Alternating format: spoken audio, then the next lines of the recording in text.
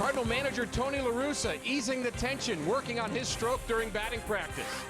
And earlier today, Albert Pujols taking plenty of extra BP, trying to figure out how to get his stroke down against the Brewers. A very pleasant evening for baseball. Busch Stadium, downtown St. Louis. The Cardinals hosting the Milwaukee Brewers. Welcome to the telecast. Rick Horton alongside Al Roboski. And Al, so far the Brewers have taken the first two games of this series. The Cardinals are going to have to turn it around tonight. That's not the way it was planned. The Cardinals were hoping to at least win this series and maybe even sweep it. Now they're trying to avoid the sweep. And I think the Brewers are convincing everyone they're a good ball club. Couple of good games. The Cardinals have not come out on top. We've got a very good pitching matchup for you. The Cardinals will go with Chris Carpenter. More on him when we come back. Chris Carpenter has certainly turned his season around, but one club he's had trouble with is the Milwaukee Brewers. Really right. He's 0-2, ERA over 8, and Corey Hart's one of those guys that gives him trouble. 4 for 13, a .308 average for Corey Hart against Carpenter, but Carpenter has really pitched well of late, and we hope that will be more the case here tonight. Carpenter looking for his 8th victory. The Brewers counter with their ace, Yovani Gallardo. We'll have more on him when we come back on Fox Sports Midwest.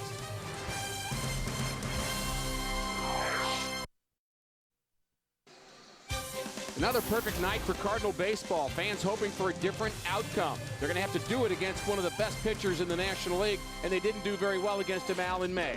That's right. In May, Gallardo, who had an 0-3 record against the Cardinals, well, he threw a masterpiece.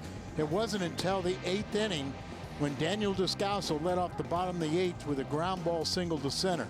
So he ended up with just one hit, and he is pitching tonight, trying to sweep the Cardinals. Very good pitching matchup, Carpenter and Gallardo. First pitch, right around the corner.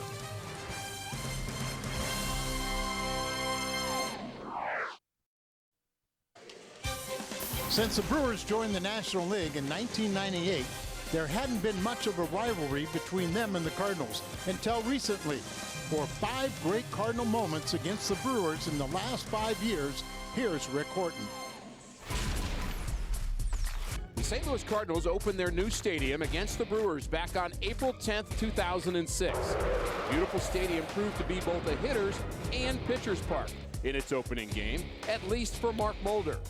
The left-hander hit his first career home run in the stadium's opening game, helping St. Louis beat the Brewers 6-4. In the first game of a doubleheader against the Brewers, Ryan Ludwig's heroics helped the Cardinals pull off their biggest comeback win of the season. St. Louis scored 3 runs in the 9th, capped by Ludwig's RBI single off Brewers closer Francisco Cordero. Ryan and the Redbirds took the first of 2 that day, 7-6. It was one of the greatest mismatches in Cardinals history. Baseball's career saves leader was facing a midseason call-up with 31 career hits scattered over 2 seasons. But Nick Stavinoha, down by 1 with 1 on, went down and got Hoffman's pitch. Stavinoha's smash silenced Miller Park and sent St. Louis on their way to a 5-4 victory. It took Adam Wainwright only 1 full season to capture a World Series title with a clinching strikeout. But it took him 97 Major League starts to throw his first complete game shutout. Wainwright needed just 103 pitches to finish his gem against the Brewers. He struck out 8, walked 1, and retired the last 18 hitters he faced, helping the Cardinals to an 8-0 win. Wainwright did it in 2010. Jaime Garcia got his turn earlier this season, throwing a complete game 2-hit shutout against the Brewers as well. Albert Pujols again did his part, driving in 3 runs, but Garcia was the story. He carried a perfect game into the 8th inning and finished with a 2-hitter, dominating the punchless Milwaukee Brewers in a 6-0 win. Cardinals baseball on Fox Sports Midwest is brought to you by Bud Light Lime, the just right taste of Bud Light with a refreshing splash of 100% natural lime flavor. By Chevy, see your Mid-America Chevy dealers. By Southwest Airlines new Rapid Rewards. Unlimited reward seats and no blackout dates. By Dobbs Tire and Auto Center. #1 in quality tires and expert auto service. And by Steak and Shake. Life needs flavor. Fans still filing in here to Busch Stadium. Final game of a 3-game series with the Brewers. Brewers looking for the sweep here tonight. Nice night for baseball. Here is the Brewers batting order, brought to you by Southwest Airlines. Ryan Braun not in the lineup tonight. The veteran Mark Kotze will be in left field. And you have to be careful with Fielder and McGee in the middle of that lineup. And the Cardinals pitcher is their veteran ace, Chris Carpenter. And he must be an ace. He's got to stop the losing streak. He's had recent struggles against the Brewers this year. 0-2. If you go back his last 4 starts against the Brewers, go back into last year, 0-3 with an ERA over 10. But the good news is he's pitching so much better. 6-1 in his last 9 starts, 3-0 in July. Let's hope that Carpenter shows up. And our game's first pitch is right down central, and a new look for Chris Carpenter. Yeah, trying to change things a little bit. Doesn't like the way the uniform is cut this season, and having trouble with the uniform, sweating, and the legs, so went old school. Nothing wrong with that. Game time 7:15, temperature 81 degrees.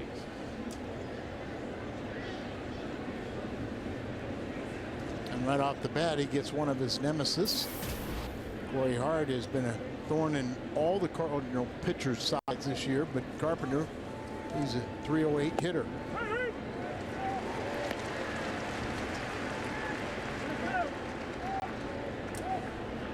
Gibson called a low strike there. That speaks good for all the pitchers. Corey Hart didn't like it. Been very patient in this series. Hart has walked 3 times. He's also homered in game 1 of this series. Hit a long home run. And that was off of Edwin Jackson. On base 5 times. He's done a pretty good job filling in for Ricky Weeks. There's a bloop to right field, and Berkman will have to play it on one hop. Time to take a look at the Cardinals defense, brought to you by Dobbs. Craig, Jay, and Berkman in the outfield. Freeze for Cal. Terrio gets the start tonight at second base. Pujols at first. Carpenter and Molina behind the plate. No Holiday again in left field, and Tony was telling us that he had not checked with the trainers yet to know whether he'll be available to pinch hit. So Alan Craig gets his 2nd consecutive start since coming off the DL. Nice to have Alan Craig back. Niger Morgan bunted in this situation yesterday. He does it again. This time he pops it up. And there's a break for the Redbirds. Yadier Molina. Johnny on the spot. Yesterday he was perfect with that, dropping that bunt down, and it's a different story here today. Bad angle, maybe not. Yeah, a little different right. bad angle. Is kind of hooked the ball yesterday and made it sure it went down. Sure hands with Yachty. And now it's Kotze, different than Braun. Braun is available to pinch hit. They said it just they were going to give him a scheduled day off this week, and just didn't like the way he was swinging the bat and didn't have good numbers against Carpenter, so this was the day.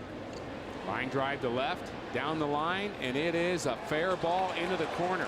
Bounces around, picked up by Alan Craig. Hart rounds third. He's going to score, and Kotze, playing for Ryan Braun, delivers in the first. Well, the veteran comes through, and just like yesterday, are the Milwaukee Brewers going to take the home crowd right out of it in the first inning. Couldn't, right on the line, and then it didn't bounce up and go into the stands, so it's still a fair ball. See Corey Hart pick up his third base coach. He'll come circle the bases. The Brewers are up by 1. Look at this, Ricky. Right on the line, and then it bounces up and hits the railing, so it stays still in play. So a couple of breaks for the Brewers. Kotze had only been 1 for 7 in his career against Carpenter, so again, odd that you put him in that third spot, but it works for Ron Renneke. Curveball Strike one, and it's a low strike to Prince Fielder. Kotze had a, in July had a 9-game hitting streak, and since then only 6 for 32. So there's a line drive to center field, and it's going to get down. Kotze is going to score, and it's 2-0 Brewers. Prince Fielder with RBI number 88.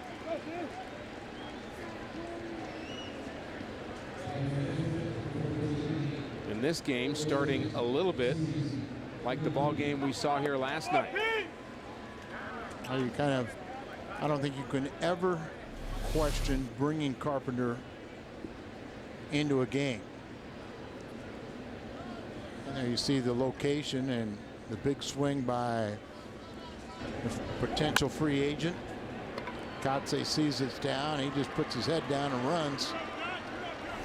Carpenter throwing on his normal day rest, and they skip Loesch. Now Carpenter is your ace, but his numbers not exactly like it's the matchup that you want to see him come in here and face the Brewers. And so far, looks like we should have used Loesch. So far, and that's a big so far. And that decision, Al, might have been different had Kyle Loesch been pitching well his last 5 outings, been on a roll, then maybe you don't worry about skipping him, but he's certainly shown some signs of maybe needing that extra day's rest. Yeah, and I think then it did make perfect sense to give him rest and find out if that finger is kind of activated a little bit. And you know, just like Westbrook, he really picked it up and allowed the Cardinals a chance to come from behind. There's Holiday. We didn't see him at all yesterday, so that's a better sign. But Westbrook really battled in that ball game and gave his teammates a chance to win. 1-2 to Casey McGee.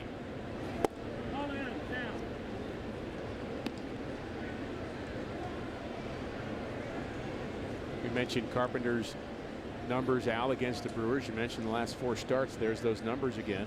ERA over 10. It goes back into last season. This year he's 0-2 with an ERA over 8, and even worse the last 4.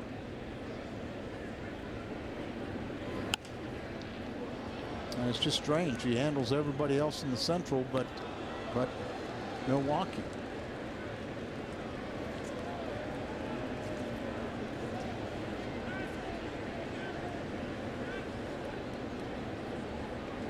Loop single to right by Corey Hart, and Mark Kotze hits the left field line over in the corner, and so perhaps it's not been hit around hard necessarily, but the Brewers finding holes. There's a curveball hit on the ground to the left side. Freeze to his left for 1 on to first base, and the Cardinals turn a double play in the first. They did it last night. They trailed last night. Time for them to hit.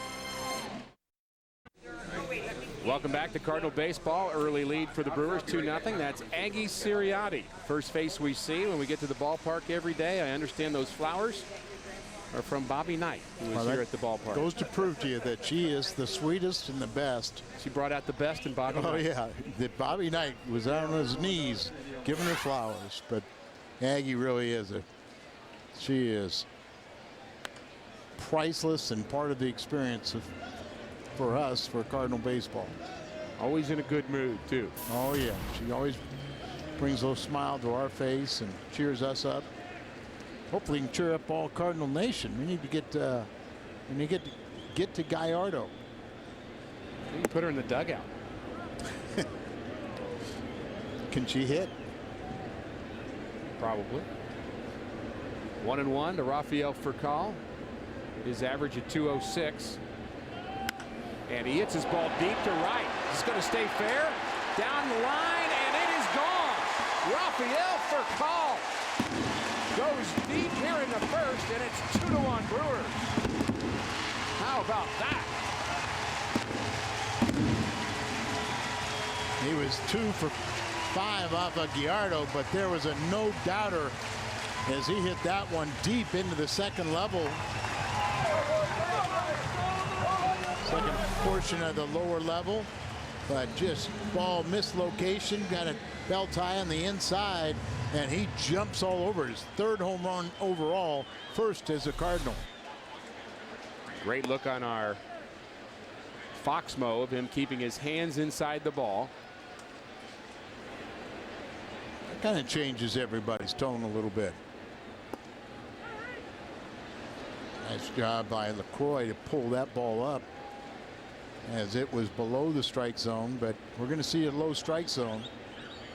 Pitcher should take advantage of it. That home run was so good, we need to see it again, don't we?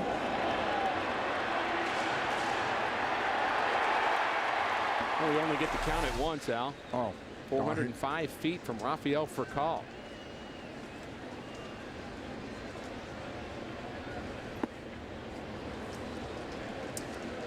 John Jay strikes out. He chases a breaking ball.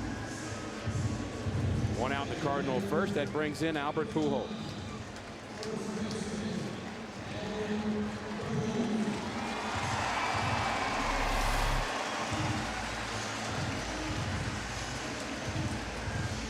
Oh, Jack Clark. Look at Jack Clark there. How about that, Jack Clark? The Ripper. He came close to catching that ball. He gets a chance to see what it looks like. What he did 300 plus times, right? I love Jack Clark. Had a big smile on his face there. He's still such a great fan of the game. Loves the Cardinals. Knows the Cardinals were good to him. And in some ways, he would have liked to have stayed a Cardinal longer. Oh, sure.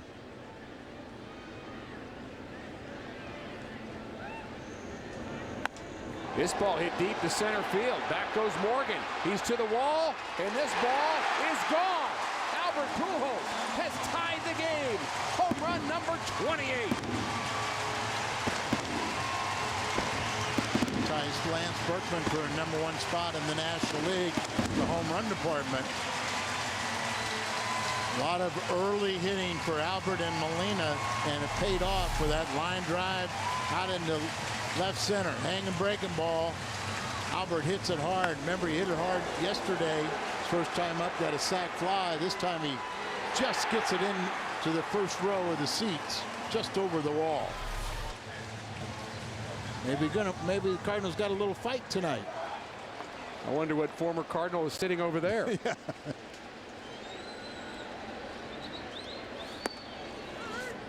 Brings in Lance Berkman.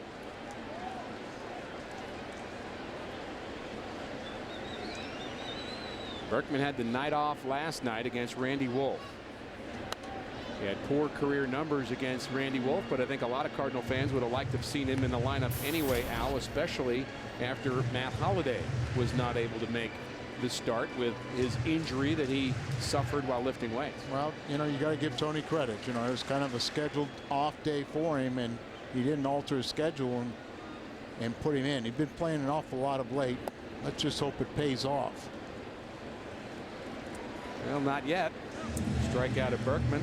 2 outs in the first. Cardinals have picked up a couple of runs. Here's the rest of the Cardinal lineup. You've already seen the first 4. They'll be followed by David Freese, Alan Craig, Yadier Molina, Ryan Theriot, and Chris Carpenter against Gallardo. Well, he's having a lot of success with his fastball. His curveball is his out pitch, and a lot of times he'll get it to be a called strike. And of course, his bat, he's a .222 career hitter with 9 home runs. That's a franchise leader by a pitcher. He can help himself to what is already a very strong batting order. Definitely have to be careful with him. David Freese. We'll take a home run from David. Home run, strikeout, home run, strikeout. We'll take that. It's a nice little progression. Sorry, Alan Craig, you get a strikeout, but it's okay. We'll take it. Get the home run, you can break the jinx. The defense behind Gallardo. Kotze again getting the start in left. Morgan and Hart are the other outfielders. McGee, Betancourt, Lopez, and Fielder on the infield. Lucroy and Gallardo, the battery. Well, nice answer for the Cardinals here in the bottom of the first inning. Certainly the Brewers have had so much momentum A couple of runs off of Carpenter in the top of the first, and his teammates answer in the bottom. And sometimes, you know, as a pitcher, you get your teammates come back like that for you, you know, then that gives you that instant where you know it's back on your shoulders, where you've got the responsibility. Okay, guys, thank you. Now I'll take care of it, and go out there and throws up a bunch of zeros. It's almost like you want to honor that effort. Absolutely. And he is the ace, and he's got some big shoulders. 2-out walk to David Freese.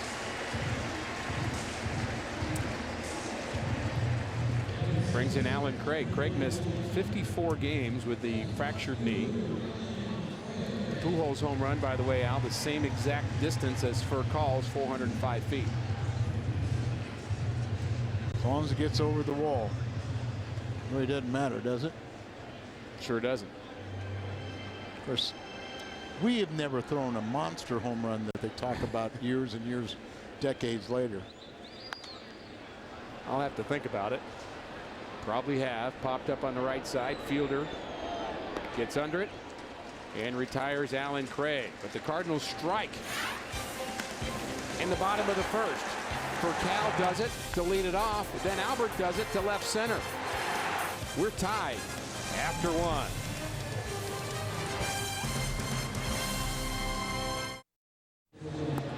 Our Toyota keys to the game. The Milwaukee Brewers are red hot. The last 14 games are 13-1, and they've done it both offensively and they've done it from the mound. 5.6 runs, and the ERA also very good for Ron Renicky, and I think he's done a nice job of pulling this team together. A talented team that maybe didn't know how to fully win and compete, and he's done a nice job of leading these guys. Yeah, I totally agree with you, and I'm sure there's a lot of people don't quite understand why we say they don't know how to win with class. And you know, at times, you know, they would get under their skin a few years ago, taking out the shirts. You know, the one time when Fielder, you know, like the bowling pins all fell down when he jumped on home plate after a game-winning, you know, walk-off win, and little things that, you know, were, you know, kind of disrespecting the opposition. And Renicky's got him playing very, very well.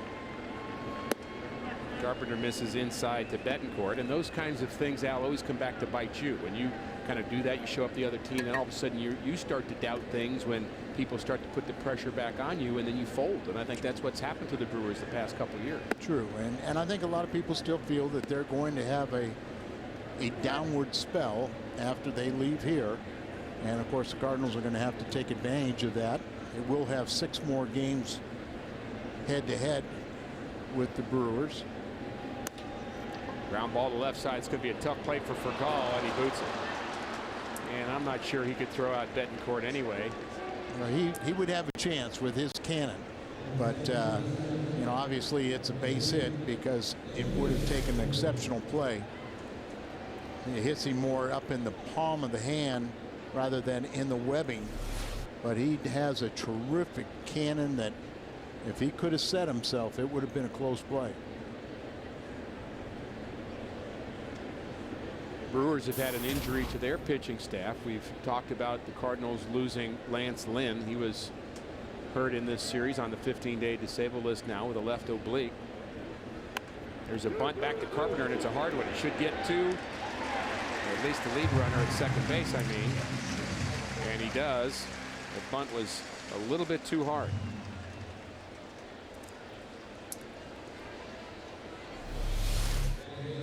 They've had some pretty good success and good fundamentals in the series, but here they've had 2 failed bunt attempts. Of course, one was bunting for a base hit. That time the sacrifice. Felipe doesn't do the job. And you like getting that lead runner, don't you? Yes, you do. We talked about the Milwaukee injury. Chris Narveson actually hurt himself. I believe he was working on his glove. He was working on the laces of his glove, probably putting new laces in and using a pair of scissors, and apparently, you know, cut his hand. And he was scheduled to make the start tomorrow. That obviously will not happen. He went on the disabled list, and a new reliever was called up, Frankie De La Cruz. There's a fly ball to center field, hit off the end of the bat. Handled by John Jay. 2 outs now, the runner at first, but as we said, pay attention to Gallardo. You almost, Al, when you're facing a pitcher that can hit, there are times where you get a little bit too respectful of him. Yeah. You know, he's still not as good a hitter as Ryan Braun, right? So you're going to pitch to him anyway, but you just don't want to when we mean be careful, we just mean don't throw it down the middle and think he's not going to be swinging. Right, you just don't lay it in there. You saw his numbers this year, career .222 hitter with 9 career home runs. He had 4 home runs last year, 25-year-old right-hander from Mexico. An all-star we're getting a year some ago. pretty good pitching from Mexico right now, aren't we? Jaime Garcia, also Salas, 25. Salas, right around that age, he may be 26. There's Sanchez there, who has at least started doing a throwing program. That was good news. Yeah.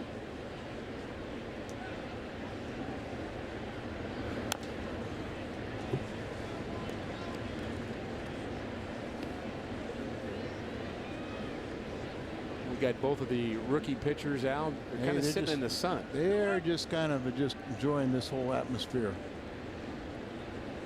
It's their day in the sun, isn't it? Their day in the sun. Enjoy it.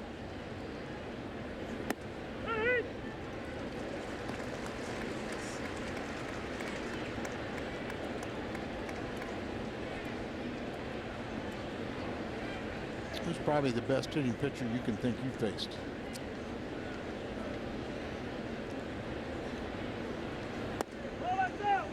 Fastball misses. There was a pitcher for the Pirates. Donnie Robinson. Donnie Robinson. I was going to say that'd be one of them. I would say Rick Rhoden. Of course, George Brett's older brother, Ken, was a very good hitting pitcher.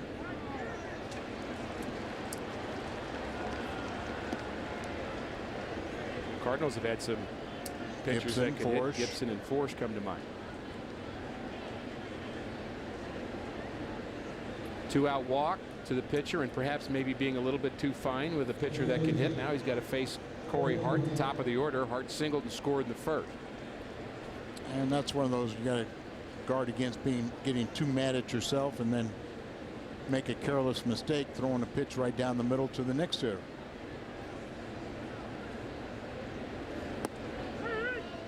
It's a pretty good pitch there. Where you're getting at the emotions of a player in the midst of the game and the highs and the lows that you feel throughout. It's like 2 pairs of shoes, too. 2 different shoes. Aren't they? Those are 2 different shoes. Well, he's got the tough toe on the shoe on the right. But I mean, they're both Nike, but you got this white band here, and it. Maybe they are the same. With the tough toe there, kind of covers up some of the white. I think they're 2 different pairs. Well, he's got a black stripe and a white stripe. Yep. The black stripe is certainly bigger on one foot. What's going on with Mr. Carpenter? He said he got a bunch of new shoes. The shoes make the man. Bottom of the second, 2-2 from Busch.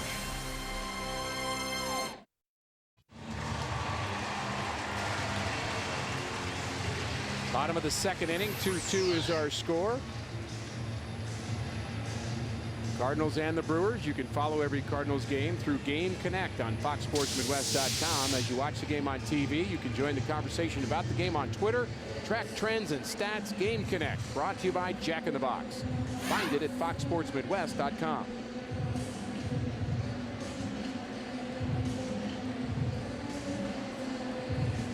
Definitely want to check out Game Connect. A lot of fun things. If you haven't tried it yet, encourage you to go to FoxSportsMidwest.com. Yadier Molina. You find it for me and I'll try it. I will do it, Al. 293 for Molina. Nice season offensively. 13-game hitting streak. He also was out early with Pujols, taking extra hitting around a little after 3 o'clock this afternoon. You can never accuse these guys of not working. There's a hard hit ball to center field. Morgan's back. He's on the track, and he makes the play right up against the center field wall. Cardinals getting a lot of distance here tonight.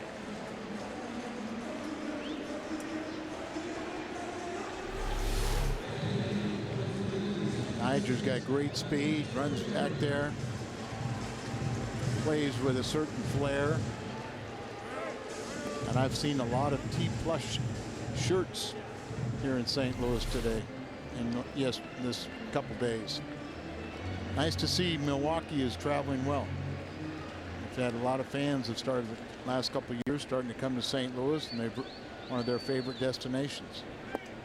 And you've got to give them credit. It's a nice atmosphere at their ballpark. When we see the Cardinals there as visitors, they're very cordial at the ballpark. It's a very friendly place to be, and they've got a nice young crowd there supporting their Brewers.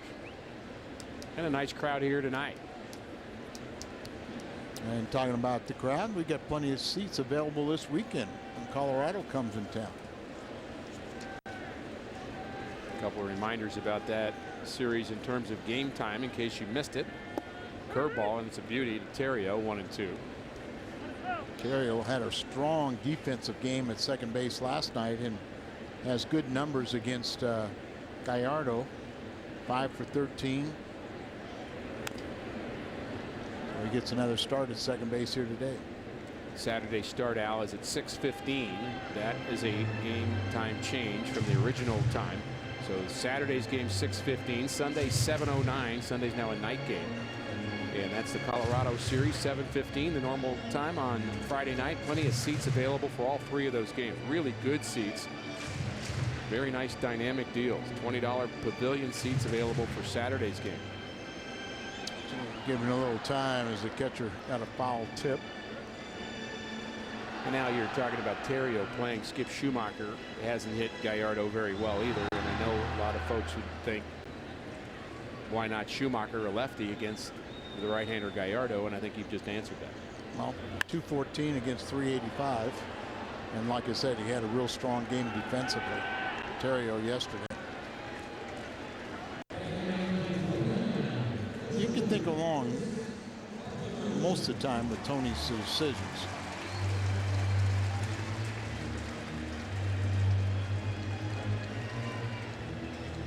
We had a nice feature on the Cardinal pitchers and their ability to hit, and that was for before our game yesterday. And Dan Hyatt, Jim Hayes did a great job with that. They really did. And Carpenter and Loesch did a good job of acting, but pretending like they know how to hit. Although Carpenter has hit better. I am told that he took Cal Eldred deep today in batting practice. So what is Cal Eldred? Well, joined the club. It's an old guy. A real old guy, Eldred. Cal's done that before too, by the way.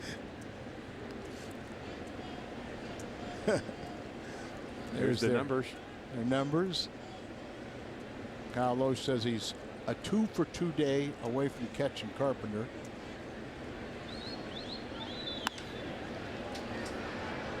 And the other possibility is that Carpenter will drop and catch him.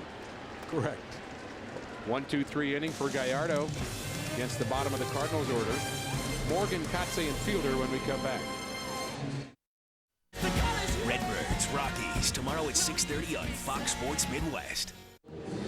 Baseball heaven meets the Westin Heavenly Bed. Visit Cardinals.com/home plate to sleep at home plate in a Westin Heavenly Bed during the 2011 Cardinals campout. Bid now for your chance to win, courtesy of the Westin St. Louis. Now that's about the only way I could get my wife to go camping. I want to take my grandkids, you know, and go camping and everything else, and she's going, you know, where's the nearest Westin? That's how you do it. You enter for your chance to win. Bid now. So that's pretty cool. Dan Kaplan and his group going to bring over one of the Heavenly Beds. And speaking of grandkids. Speaking of grandkids, I've got a former teammate, former roommate who is a new grandfather today. Congratulations to Ken Daly and his daughter Sarah and her husband Chris Turley, who had their first child today. His name is Dax, 5 pounds 9 ounces. Congratulations to Sarah and Chris, and of course Ken and Jill, the grandparents. And I don't really know that many people old enough to be grandparents, Al, but Ken Daly is one as of today. I got a 15-year-old grandson. Oh yeah. But Kenny was also a teammate of mine. Was he? Yeah, in Atlanta, when former #1 draft pick with Atlanta Braves towards right at the end of my career. And remember Jill, his high school sweetheart. And I owe a big apology to Sarah.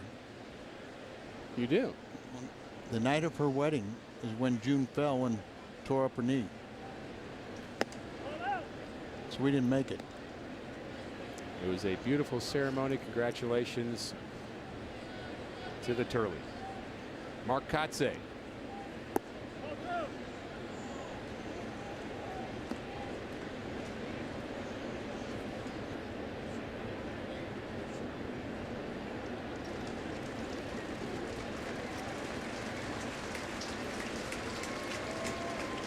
Ball 3. We saw Darryl Strawberry at the Albert Pujols event, and he said to a group of people that were asking him about the Cardinals teams of the past, and he said Ken Daly is one of the most underrated players that he's ever seen. He said he was outstanding, and he's right. 4-pitch walk.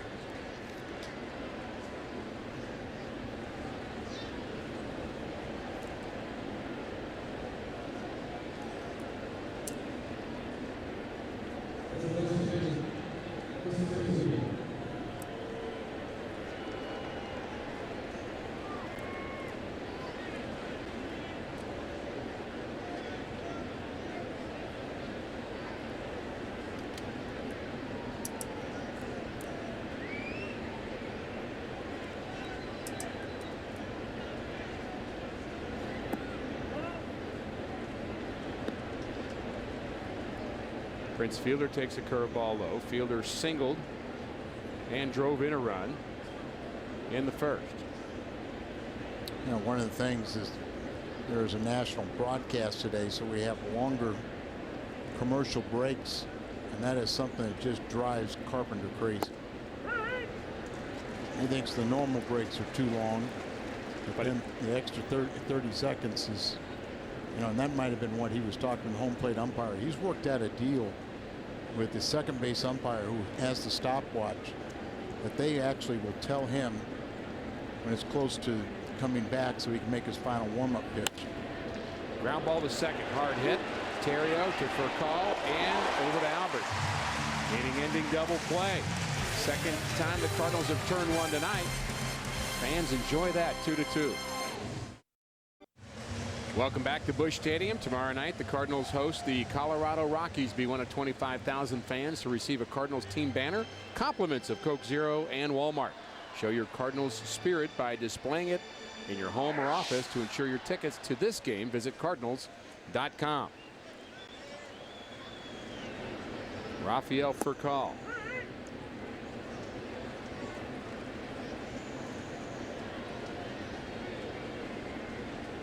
Furcal homered in the first inning. It really gave the Cardinals a jolt. Now they had given up 2 runs in the top of the first. Chris Carpenter giving up 3 hits, a couple of runs. And it was nice to get those runs back in a hurry, and Furcal got it started with a 405-foot home run down the right field line.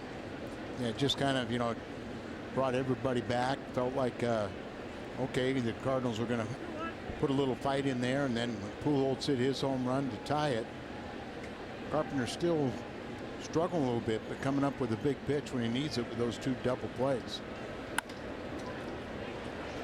That ground ball was eating up Felipe Lopez right off the bat of Rafael Furcal. You could just see that coming.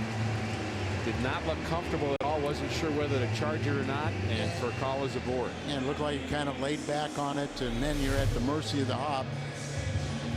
Flat-footed. Yeah, he hit him right on the knee. Missed his glove and got him on the left knee.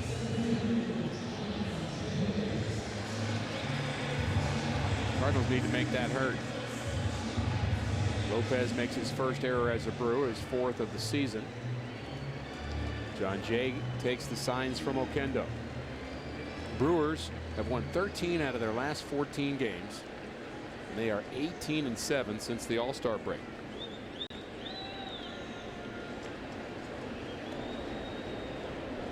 Hit and run a possibility here.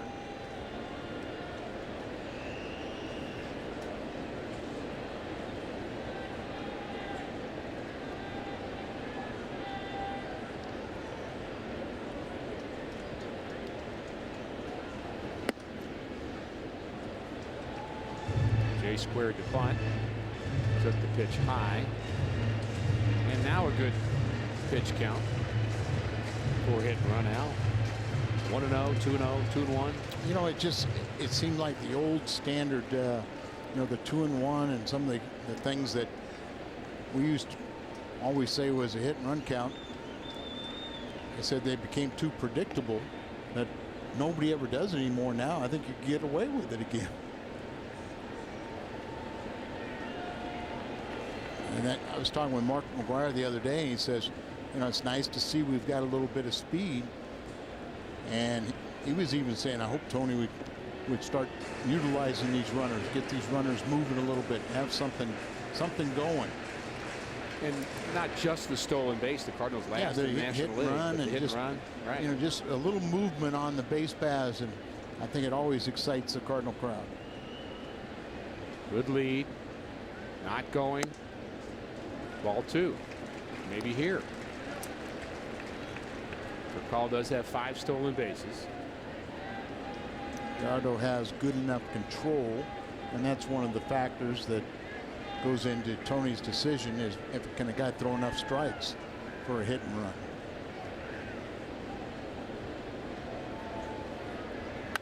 Ground ball to the left side. McGee has to wait for Lopez to get there, and that slows down the double play attempt. And Jay is safe at first.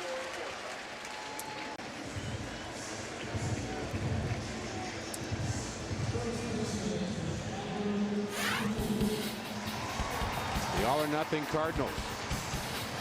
Now, I mean, there are times where you didn't have much speed, so you really were dependent on the home run. But now you have a little more speed with this ball club. You still have the home run hitters. And I think this is kind of like what McGuire and what we're talking about is, you know, even with Albert up there, is, you know, with the protection you have behind him when you normally have Holiday, you know, you can have the running game going a little bit more.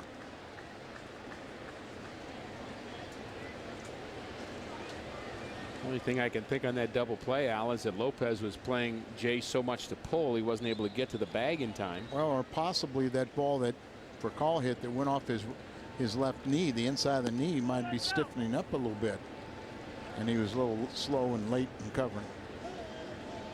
So a break for the Cardinals. Jay the runner at first. Albert Pujols homered in the first inning along with Furcal, his 28th, tying Lance Berkman for the National League lead. Good pitch to hit. He fouls it off. One more look at that double play attempt. Well, see where he is located there, and it really was a hard hit ball. He kind of is going around there, so he's going to kind of, you know, get his body to where he could turn to make a more effective throw. But it's the delay in getting there that might have cost the difference, and Jay hustling down the line. 1-2 to Albert. You know, so much was made before this series about Tony saying don't pitch Albert inside if you don't have the command, and then Ron Renicky saying, hey, sorry, we've had success pitching him there, that's where we're going to go. It's almost backfired against Tony because they haven't pitched him inside that much, and he's been looking inside and they're pitching him away. Another base hit for Albert. Jay's going to go to third, and 2 line drives in this game already for Albert. And he looks locked in, and I guess that early BP is paying some dividends. Well, you knew he wasn't happy with himself at all.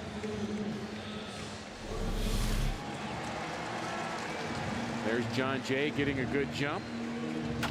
And he will be safe at third, safe and secure, New York Life.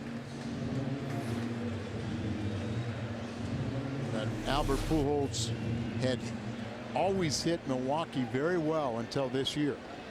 And coming in tonight, it was a 119 average. And we know that's not Albert Pujols. It is not. Well, they've done a great job, but somehow I think, like Tony challenged someone to a bet. Ground ball up the middle. Base hit, Berkman. And the Cardinals take the lead 3-2. Lance Berkman delivers.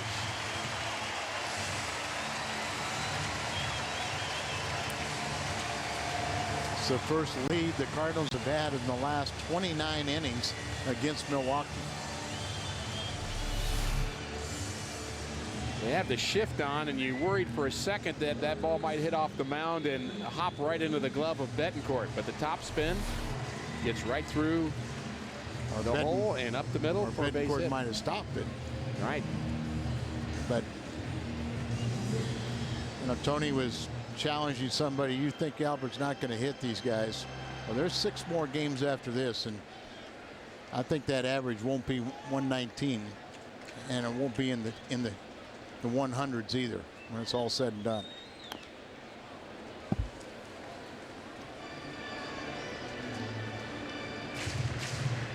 And maybe even an outside chance of still batting 300 this year. It'd be tough. It's going to be real tough. Real tough. And Albert, I guess his hand's feeling so good, not wearing that protected brace on the wrist where he had the fracture. Ground ball to short. Backing up is Betancourt, the second for 1 and on to first. And our third double play of the night. The Cardinals have turned 2 of them, but Albert drives in another run.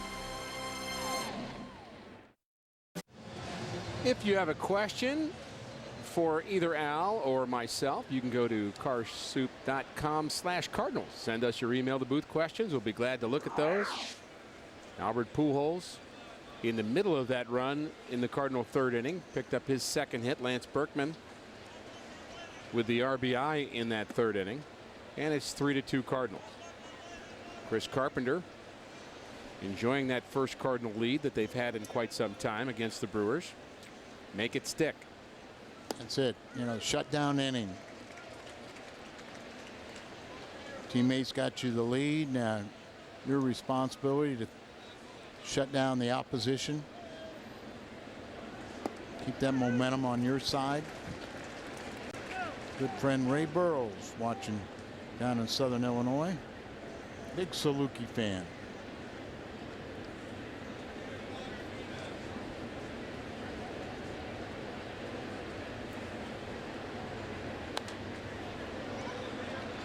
Curveball has popped up. David Freese makes the play in foul territory, out number 1, and he handles Casey McGee, who's been a thorn in the Cardinals side. Well, Betancourt's one of these guys that you can't discount. He's come up with some big hits against the Cardinals. And if you can make the 6th, 7th, 8th, 9th batters have offers, it just seems as if those middle of the order guys aren't coming up as often, and that's of course a fact. You walk them, you get an error, you give up a scratch hit, that means you're going to have to face fielder that much more. I have so much experience starting one time in the big leagues, but you know, all through the minor leagues. But yeah, you really do got to concentrate when you get towards the end of the order, and those are the, you know, they're down there for a reason. But if you can really have those guys have an offer, you know, it's a good formula for your victory. First couple guys and you know, are on base guys in the middle of the pack are going to be the guys that, you know, do a lot of damage and drive them in. So shut down the back end. Similar to the philosophy as a team to beat the teams you're supposed to beat. Yes.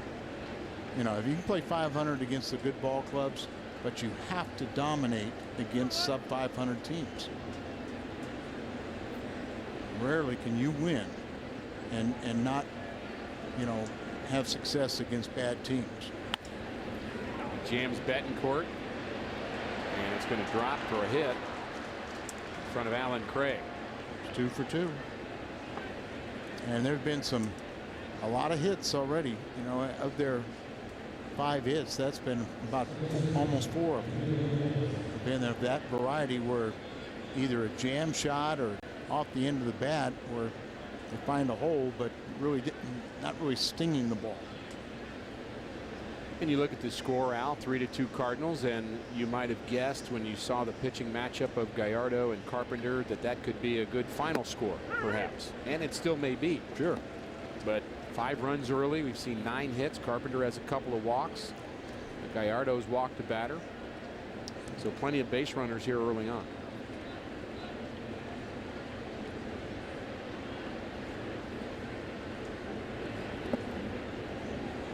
Curveball blocked by Molina.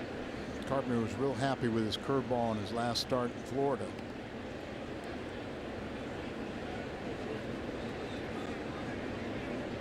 Part of the reason he was able to strike out 7. Sure, and he was looking forward to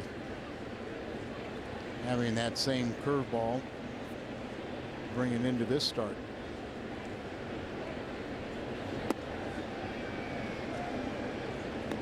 Left-handed batters usually throws a really effective cutter. His velocity has been real good all season long. Sure has. 2-1 to Felipe Lopez. Tried to bunt, sacrifice variety. First plate appearance unsuccessfully, so he reached on the fielder's choice. He's ahead in the count now, 3-1. Carpenter, such a mainstay with this ball club.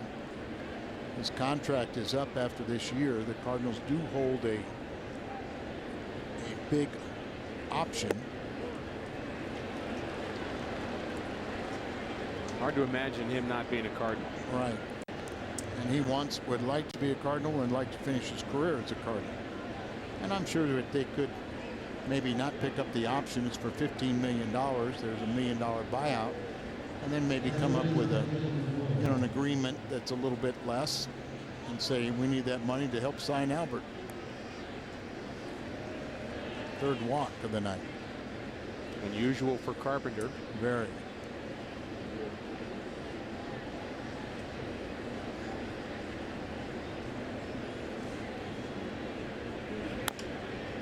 Cardinals have already turned a couple of double plays. They did it in the 1st and the 3rd. And Carpenter does not have his 1-2-3 inning against the bottom of the order. McGee popped out, but then a base hit for Betancourt. Now walk to Lopez, and more work to do for Carp. You see his idea is just to frustrate him because they're going to have hit into a whole bunch of double plays tonight. I'd rather have him just get him out.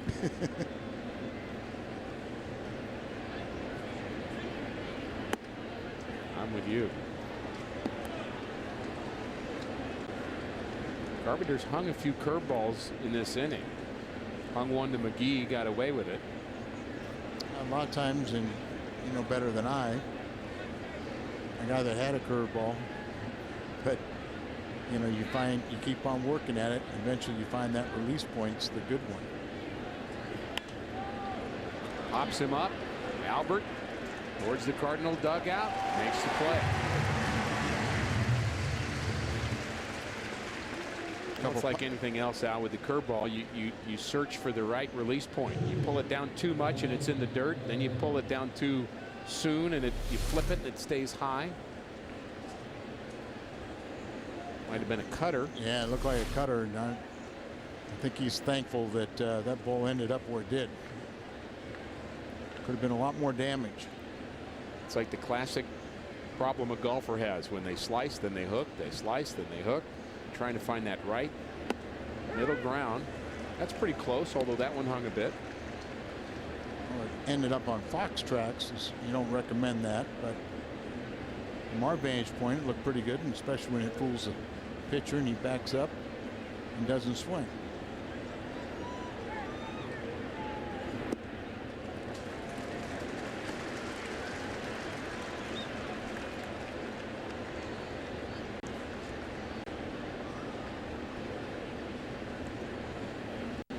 Good pitch there, just off the plate, but enticed the hitter to swing at it.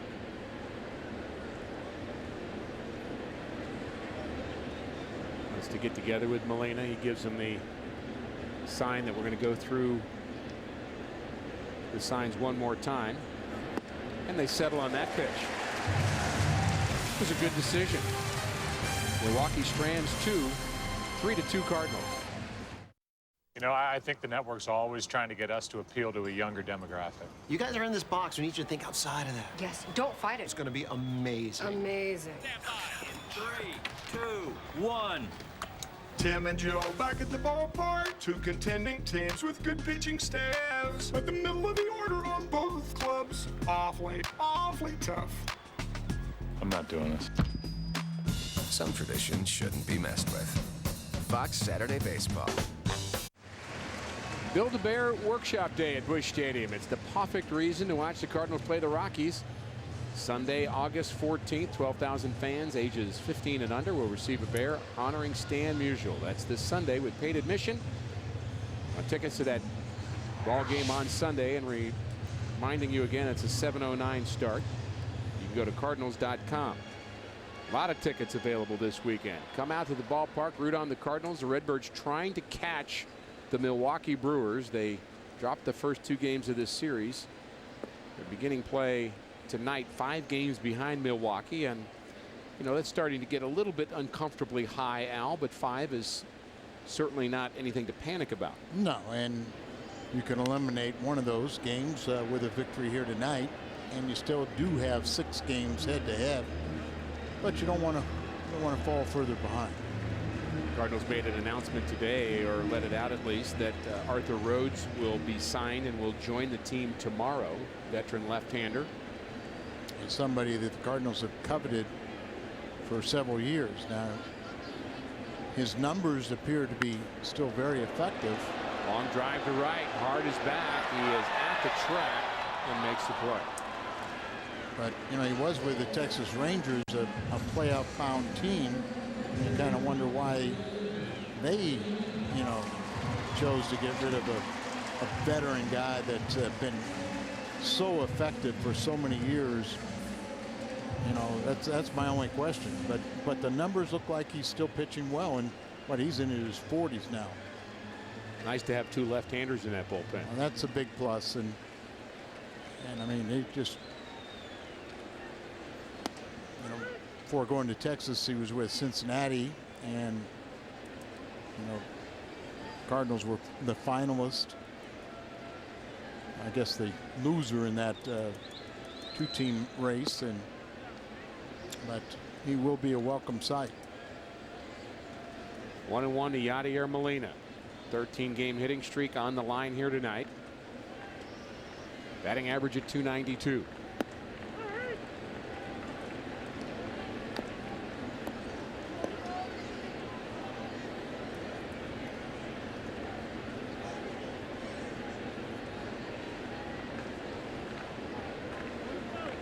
Game number 118 for the Cardinals here tonight. Means there are 42 games left, Al. Well, remember last season when we left on this day, when we left Cincinnati after the brawl and the Cardinals moved into first place, you know, a game ahead of Cincinnati, and then we end up losing by 5 games. So it can be made up. There's plenty of time, and not only do you have to beat Milwaukee, but you're going to have to beat other ball clubs too, and you're going to have to hope for a little help. One of the things the Brewers have done a really good job at this season is win games in the division. They are 33-18, 15 games over 500. It's hard to win your division if you don't have the best record in the division. That old baseball adage is streaks follow streaks. They're in a good streak now, so look for a bad one at some point.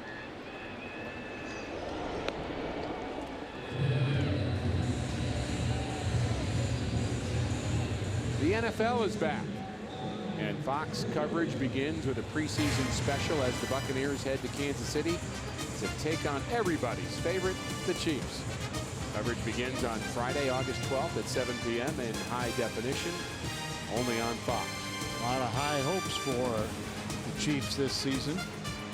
Now, my favorite happens to be the Rams, but I understand we have some folks in our truck that like the Chiefs as well. Well, we just got to appease them. And now that I've appeased them, then I'll just remind Mike Elling that there was a lot of high hopes for the Kansas City Royals this year too. Oh, that hurts right there. Watch out. Speaking of Mike Elling, his daughter Aubrey getting married on October 8th. Congratulations. And another well-wishing kind of comment for our great friend and one of my favorites and yours as well, Jay Randolph, who I know is watching tonight, part of our crew. He does some features for us, and we just want to wish him the best. Speedy recovery, right? Nothing serious. Nothing serious. Don't anybody panic.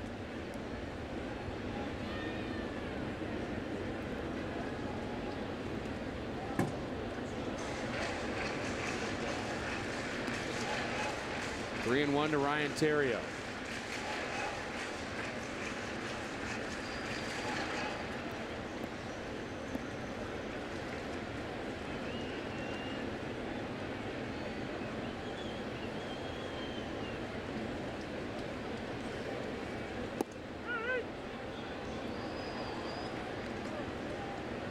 Low strike. Full count now to Ryan Theriot. Carpenter will bat next. You know, Pittsburgh still has a chance to make a statement in the Central Division. And the Cardinals have games with them. And Milwaukee has at least a home and away with them. Milwaukee's last three games, and you know what might be interesting about those games is the Pittsburgh Pirates may be, if they're out of it by then, which certainly could happen, they may be playing to play 500 in those games. Sure. So they may have. They're going to be playing hard all the way you through. bet they will. They have great incentive to not finish below 500. What is it, 17 years in a row? 18. 18. Who's counting? Yeah. I know they are in Pittsburgh. 3-2. Popped up. Trying to get out of play. And it does.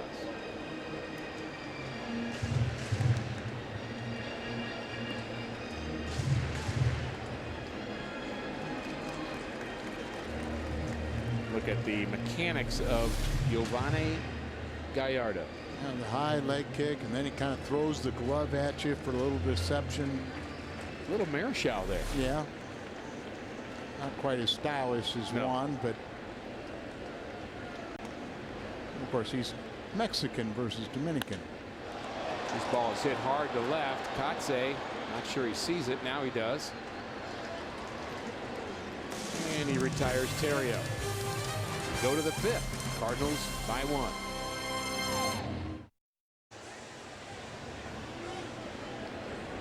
Well, the visitors love to come here. Times where they complain about the August heat, but today would not be one of those days, Al. Nice temperatures here. Game time temperature at 81. I think it's cooled off a bit since then. I was outside by the pool reading the paper today and wishing it would have been a couple more degrees warmer. Now, I'm not going to go that far.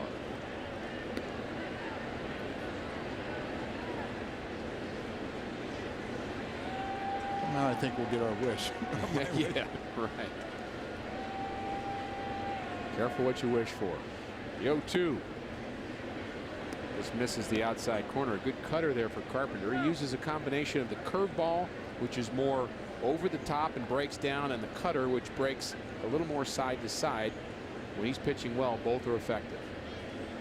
And then still, you know, 93, 94 with the fastball. And I think his velocity has been better this year than last couple years. He said he's been strong all year. Fastball away.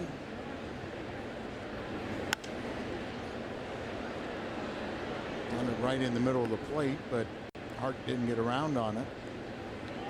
Uncharacteristic. Carpenter's already walked 3 in this game.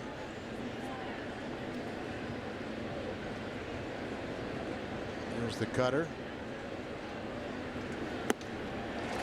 And misses his spot, but gets his result. Strikeout number 2 for Carpenter. It's time for our AT&T trivia question. What was the last season Albert Pujols did not tie for or lead the Cardinals in intentional walks? You're not going to get this one, Al. I'm just going to tell you right now. Okay. 2003, Mike Matheny had 16. You know, I get the sneak peek on these. That's not really fair. You know who was second on the team in intentional walks this year?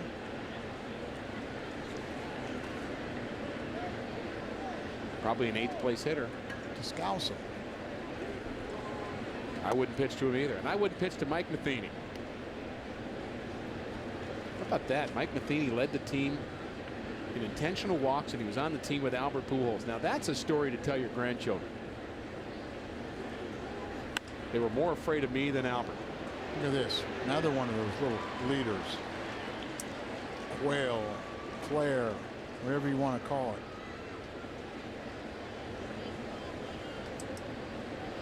Nigel Morgan calls it a base hit to left. Yeah, and looks like a line drive in the box score, but Sal Carpenter earlier in the season was leading the league in hits allowed, but you know, many times they were of that variety.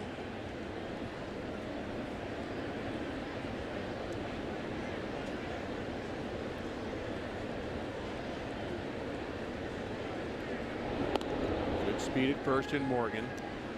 Doesn't run an awful lot. In fact, the speed of the Brewers not in the lineup tonight. Ryan Braun, Ricky Weeks, and you also would throw in Carlos Gomez, who's on the disabled list for them. He's also a speedster. Ron day off. He's available to pinch hit.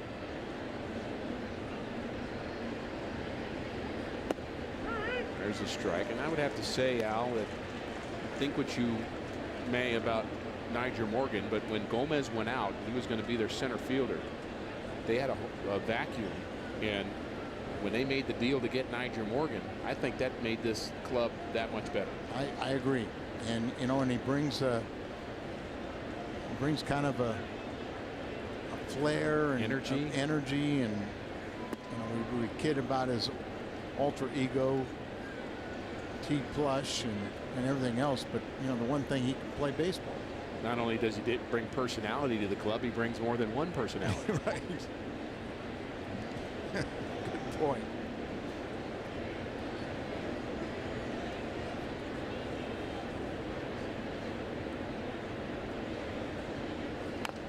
Check swing. Pitchers love to do that to hitters.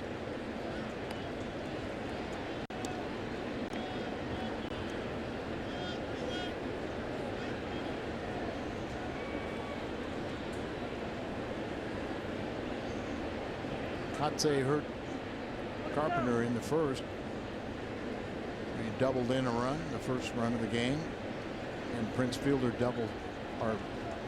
drove him in with a single. Not going, and a base hit to left. Pass to diving David Freese.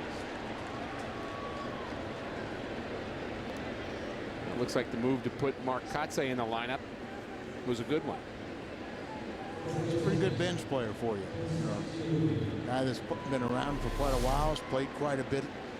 And here he helps his own cause with tonight. He's got 2 hits, a walk, been on base 3 times, an RBI. Kotze, an everyday player for a long time. That's it. 36 years of age. Played with Florida, San Diego, Oakland, Atlanta, Boston, White Sox. Guy that's been an everyday player for a long time, but understands his role now as, you know, a bench player. 4 times every day, 4 years, everyday player, hit over 290 as an outfielder.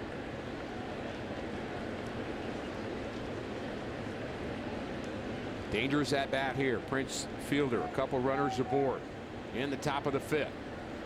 Curveball from Carpenter, and it's a beauty. Down and away, just hit that outside corner, and that's the good breaking pitch from Chris Carpenter. Yeah, that's what you were talking about. You keep on using that, and then you know, now he's starting to find that release point consistently. He's starting to get that ball where he wants it. You repeat that pitch here. Why not?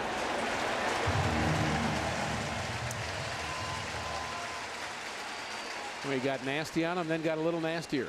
Last 3 outs have been strikeouts. A couple base hits in between, but there you see him pull down on that curveball, and Prince went right over the top. It's a big strikeout, Al. And a real big strikeout. Only the 5th inning, but anytime you can get fielder out with runners on base. But you can't ease up at all, because Casey McGee he's hurt the Cardinals all season long. Another curveball, swing and a miss. Kind of feeling that pitch now, and like I said, he felt like that was such a big weapon for him in his last start. Looking forward to it tonight to use it.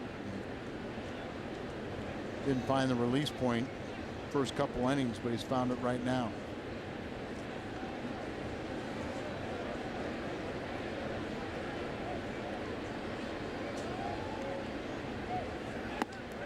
There's a pickoff attempt at first. Watch out.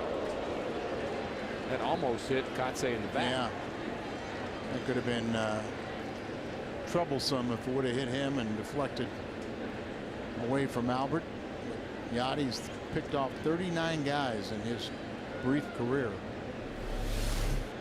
And it's a timing play. That's a play between Albert. Look at Albert. He was not even looking. How's he catch that? Just had his head turned and everything else, because he was expecting it to hit the runner.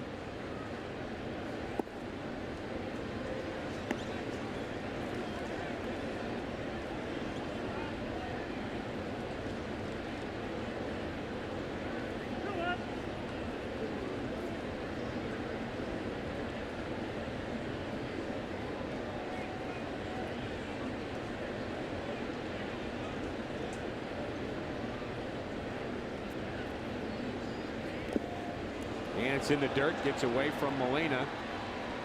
I'm sure that hit the plate or something, but kind of hard for us sometimes to see. We didn't know if it ever got to him, but that's hard for us to see from our vantage point. And it bounced and went off the chest protector. Yachty chose to glove that one instead of trying to smother it. Now 2 runners in scoring position. 3-1 on McGee. Be careful here, Al. Absolutely. You got first base open. Don't want to just groove one. You had the base open. Curveball, line drive right at the shortstop for a call. Cardinals finally get a break.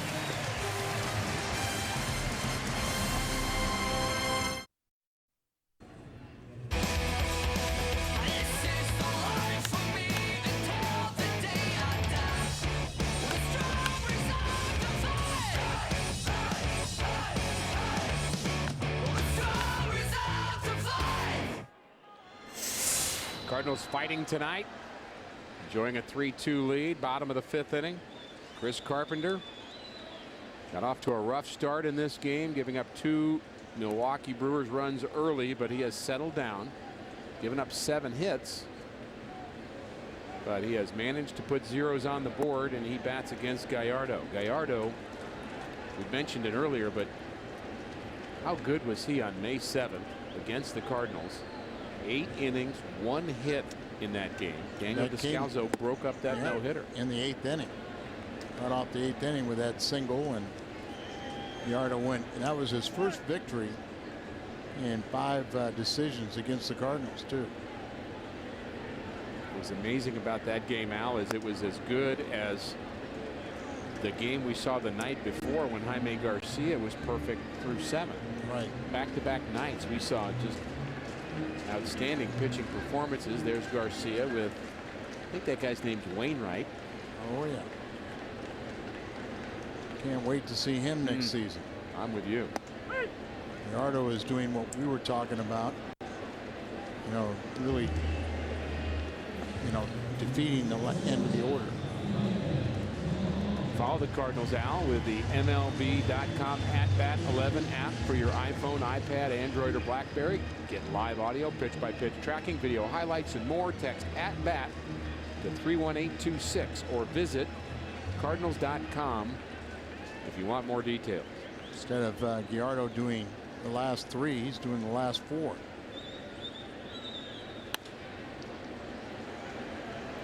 For Barnes is out 4-3. And Craig, Molina, Terrio, and Carpenter, the last 4 in the lineup, 0 for 8. As Al just said, damage coming from Furcall's home run in the first, and Albert followed with a home run of his own. Cardinals, after an error by Felipe Lopez, they made that error hurt. John Jay reached on a fielder's choice. Could have been a double play, and then a couple of base hits later by Pujols and Berkman, and the Cardinals had the 3-2 lead. John Jay looking for his first hit of the night. He has scored a run. Average has dipped a bit, but 295 is still pretty darn good. Like the way he plays center field. I also like him in that second spot in the order. Well, he's just fundamentally really sound and plays the game the right way. And if he's in this little tailspin, he's dropped to 295. He'll pick it up. One more happy birthday wish. This one goes out to Jan Heaton from Dixon, Illinois. Happy birthday, Jan. And thanks for watching Cardinals baseball.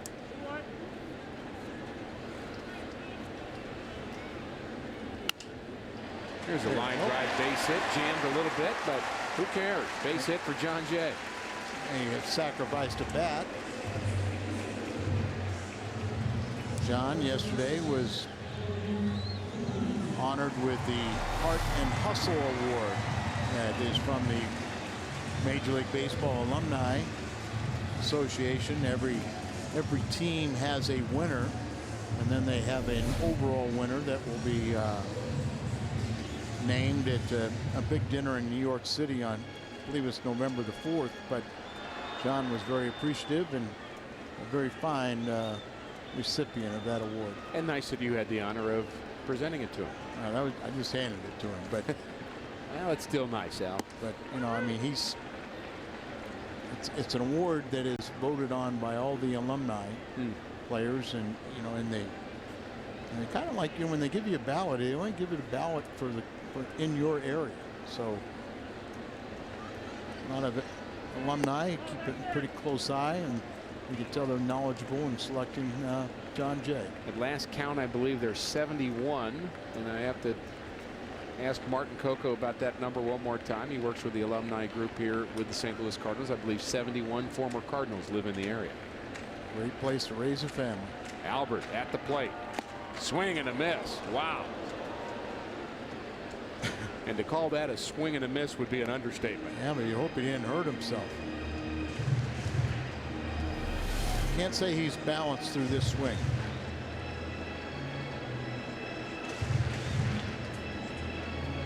He gave it all he had. Just a little late, it looks like. Right.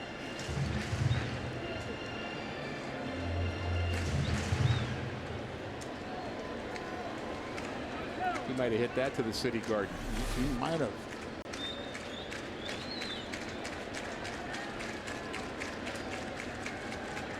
The 1-2 to Albert. There goes Jay. Pitch is high. Throw to second base. Not in time. How about that? It's the 6th stolen base. Not a good percentage, 6 out of 10. But right now he's in scoring position for Albert.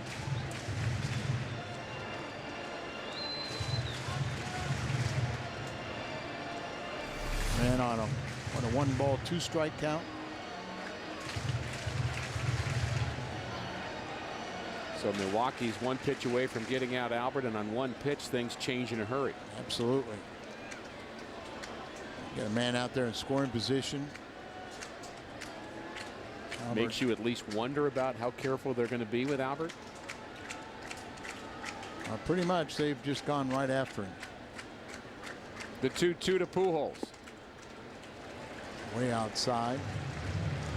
I was saying, you know, with all the talk before, you know, on Monday and Tony and everything saying don't pitch inside, it looked like And Renicky saying, hey, we're going to pitch inside. You know, we've been effective. We've contained him by pitching inside. Tony worried about a pitch getting away, but they haven't thrown inside too often. They're going to try here. Grounds it foul. That's a good pitch. Swings at it and clearly inside, but now there was a time where we were concerned about people running in front of Albert because you didn't want to leave first base open. With Berkman and Holiday, I think those days are just long gone. Well, and also the fact that, you know, he's not swinging the bat like he did, you know, the first 10 years. Still great numbers, 28 home runs, 71 RBIs, but here's a line drive base hit for Albert. John Jay rounds third. He's going to score, and it's 4-2 Cardinals. Albert with his third hit of the night. Now Albert's the happiest man in the world that they did run in front of with him at the plate. John Jay getting in scoring position pays off, and Albert with his 72nd RBI. Berkman, he picked up his 76 earlier today. Look at that swing. Now that looks like Albert. Hits it so hard. John Jay just puts his head down. Now he looks, makes sure, sees no play. There's going to be a whole lot of money sitting over at first base, isn't there? This winter between Albert and Prince Fielder. That's $500 million right there at first base. That's a GNP of a small country right there. Let's hope it's not ours in a few years.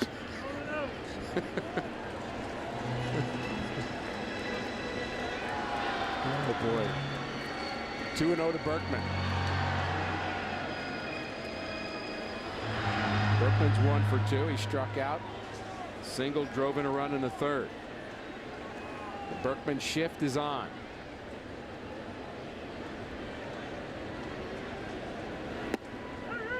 Shortstop right behind the second base bag. Third baseman well off the line. Berkman's RBI base hit is right where Betancourt, the shortstop, is playing right now.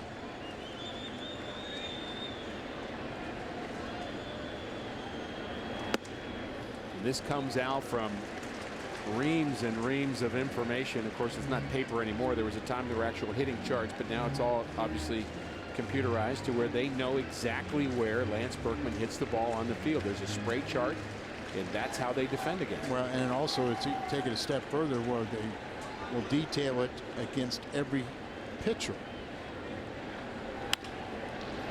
And that's off a fielder's glove. Past Lopez. Pujols to third. Lance Berkman finds a hole in the right side of that infield and keeps this inning alive. By going off the glove of Prince Fielder, he deflected it to where Lopez had no chance to get it. Look where Lopez, the second baseman, is, but then deflected it right where he was and away from where he was going. So Albert's able to get over to third base. He's running okay. And just, you know, you kind of wonder about that wild swing he had. That he little slow rounding second. Yeah, he knew he had plenty of time. He was still going to get there, but he's a little stepping a little gingerly. Big at bat for Dave Freese. Chance to tack on. David Freese is at a young age has shown the ability to drive in runs. And there were 2 outs and now 3 straight singles and another run in for the Cardinals. With a chance for more.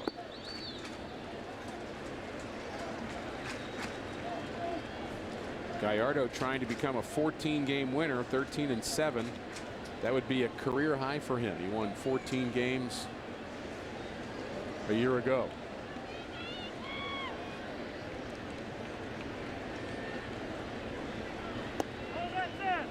Milwaukee knew they had an ace in Gallardo. What they didn't have was anybody, in the last couple of years, been trying to find the pitching formula, go out and make trades, but they were very, very smart in the deals that they made for Markham and Greinke this year. Go pitch here. In the dirt, gets away from the catcher. Here comes Albert. We may have a play at the plate, and there's no flip. And there's another Cardinal run. 5-2 Redbirds. Wow, surprised, aren't you? Looked like, as you said, looked like there was going to be a play there, but Lucroy didn't get the ball to his pitcher. Take that secondary lead. You see the separation. Albert's obsessed with scoring, and the catcher never got it to his pitcher. Almost like he wasn't sure whether he was going to throw it overhand or underhand, then just kind of just put it in his pocket. Then didn't want to get his pitcher hurt. Could be. 3-1. And what was the, like you fielding your position on the pregame show? You saw that. You were watching that. Yeah, I saw that. Yeah, that was me trying to tag out Jerry Royster at the plate. He stepped on my hand, Al, and he actually tagged him 4 times, and he stepped on your hand, and he was out 5 times. That was actually what I yelled at the umpire, Harry Wendell, said afterwards. How many times does this guy have to be out? And you got a little upset. I was a little proud of you. You know I had that in me, Al. I just want. You see me at Legends Camp. But I want to see a little more of it. Already activity. Low warming up. They don't like what they've seen from their ace.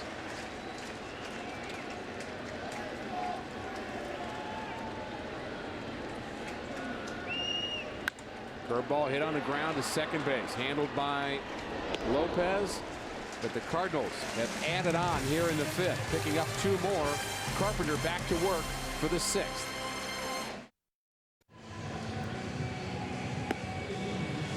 What's on tap? Brought to you by Budweiser. Colorado Rockies in town, and they may in fact be in town right now. They had a day game in Cincinnati, and I believe they lost 2-1.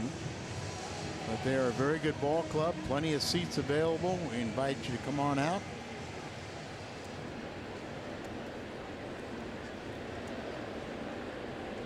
.6:30 tomorrow, Fox Sports Midwest. Big series with the Rockies. 5:30 on Saturday. And your schedule will say it's a 3:15 game, but it's been changed to a 6:15 start. But our broadcast will start at 5:30 with the pregame show. And a big hello to Sue Lam, who is a great Cardinal fan at the ballpark tonight, along with a bunch of other people. Start naming them all off. Let's see. That guy's name is Joe. Well, Jack Clark is here. We got Jack already. How about that? That's kind of like Where's Waldo, isn't it? I mean, we just home run to right field, and there's Jack Clark. I mean, I didn't know he was here. Did you? No. It's fitting it was a home run, too. Jack the Ripper. What a great teammate. If he came up to you when you were on the mound and said, you can get this next guy out, you believe you could get that next guy out. He'd break your neck. No. You're kind of afraid of him, but in a good way. I think, not too sure if my last year wasn't his first year. I remember facing him in San Francisco. Great outfielder, really early in his career with a strong arm. Great arm.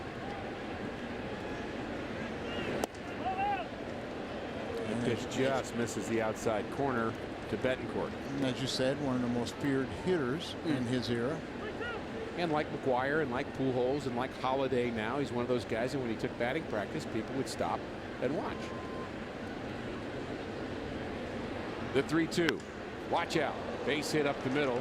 Past Carpenter. And past Terrio. 3 straight hits for Betancourt.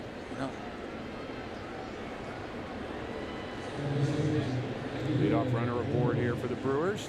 The next Family Sunday is August 14th. Cardinals and the Rockies. Again, 3 important games coming up this weekend. Good tickets available. All fans purchasing a regularly priced terrace level seat will receive a free Hunter hot dog and a Coca-Cola Get your Sunday tickets today at Cardinals.com.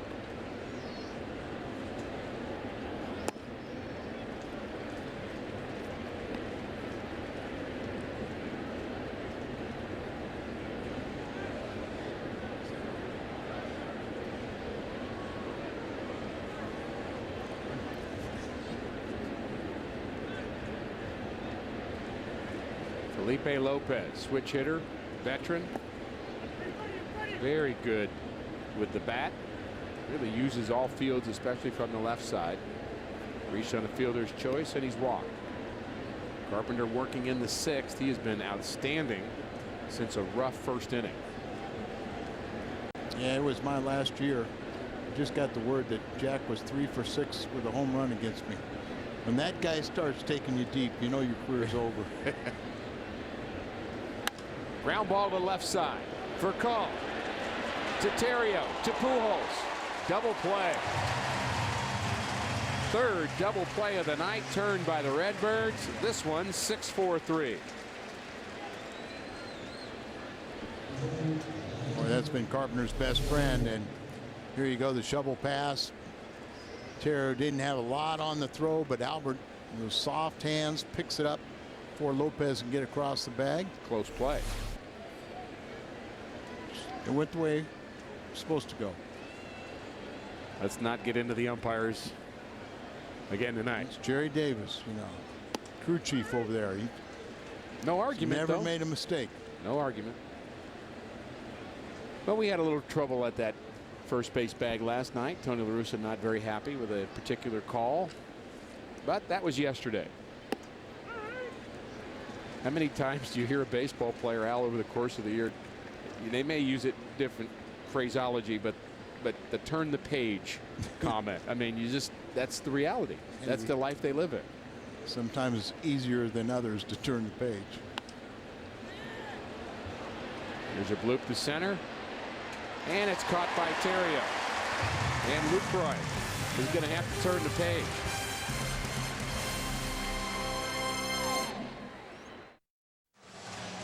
Cardinals baseball on Fox Sports Midwest is brought to you by Kia Motors. To learn more, visit kia.com. By the State of Missouri Tobacco Quit Line. Call 1-800-QUIT-NOW. And by the new Jumbo Breakfast Platter for just $2.99 at Jack in the Box at participating restaurants. So far, so good for the Cardinals. 5-2, bottom of the 6th inning. Perfect night for baseball. Cardinals trying to avoid the sweep here tonight, and our Chevy call to the bullpen is the right-hander, Cameron Lowe. He's a big guy, appearing for the 57th time, ERA just over 4. 53 in the 3rd innings, 48 hits. He's had 6 straight scoreless appearances. 3-7 record with 1 save. And I say it's the right-hander, Al, but that's kind of redundant when you're talking about the Milwaukee bullpen, because that's basically all they have out there. No lefties right now, as they have some injuries. Lowe's 6'8", 240. 29 years of age, from California. And as Al has said, the bottom of the Cardinals order looking for their first hit. Craig, Molina, Terrio, and Carpenter 0 for 8. Wild swing by Alan Craig. 54 games he missed. Exactly 1/3 of a season. He had about 12 games on a rehab assignment trying to find a stroke. But there's a little difference between big league pitching and AAA. That's for sure. He'll battle his way back.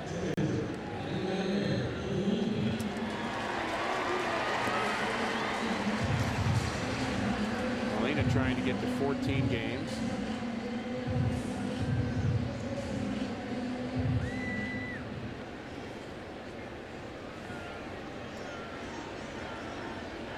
He has a ways to go to catch Dan Uggla. Braves are off tonight. Uggla at 31 straight games. And Molina's going to have to wait till his next turn. Out number 2.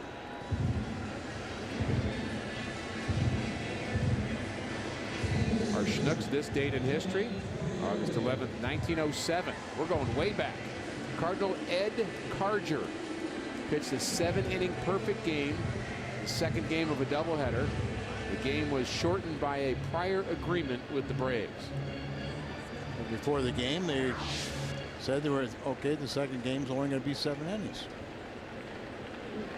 Can we do that? I don't think we're allowed anymore. I'm pretty sure. When on getaway days, we flip a coin and say, okay, who wins? You know, it's been a long time, Al, but I'm trying to remember the minor league level. If they play a doubleheader, do they still play 7-inning games? Well, been a long time for me too. But well, you probably weren't even in the minor leagues. You just went right out of high school to the big leagues, didn't you? I went to junior college, and I was very fortunate that I signed in June of one year, and in June of the next year I was in the big leagues. Wow.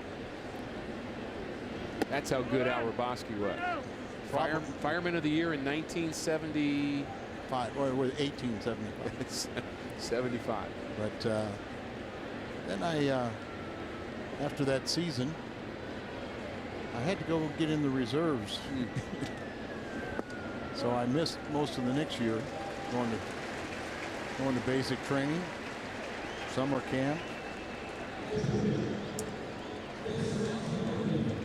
2-out walk to Ryan Theriot. The Cardinals had some 2-out damage in the 5th inning. 3 hits in a row. John Jay, Albert Pujols, and Lance Berkman. Jay with a stolen base in the middle of that. And then Albert Pujols scored on a pass ball, actually a wild pitch. Carpenter swings and misses. Maybe next inning, I'll tell you how my pitching coach prepared me for my one start in the big leagues. You know how Dave Duncan, you know, the detailed meetings and the process that they go through. This was it was just a couple words. What'd he say? You already know how to pitch these guys, but Clemente, don't throw inside to Clemente. Don't even try and knock him down. He'll hit it for a rope. That was his advice. That was it. That was it. You're on your own for the rest of this stuff. You know, I don't know where I learned how to get him out, but I already knew. Your first start. And then, you know, Clemente got a base hit off me in the first inning. He said, oh, I came in. He said, oh, I forgot to tell you, don't throw him any curveballs either.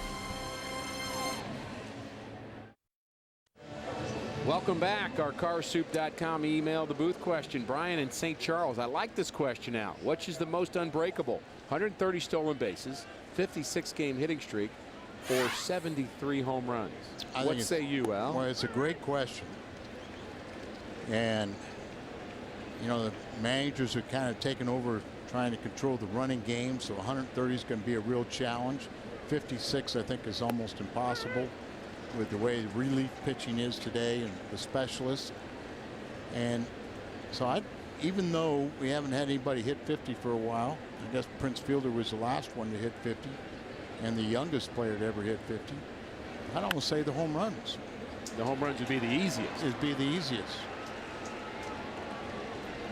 Well, Counsell was what, 0 for 45, and he got a base hit the other day, and now he's 2 for 2. See, strikes follow strikes, or streaks follow streaks. You're right. But right back up the middle. Carpenter's follow through was to the first base side, and you know, we felt bad for Counsell when we saw him in Milwaukee. Oh. Well, he had just tied a major league record since 1900. 3 guys had been 0 for 45. There's a good pitch from Carpenter.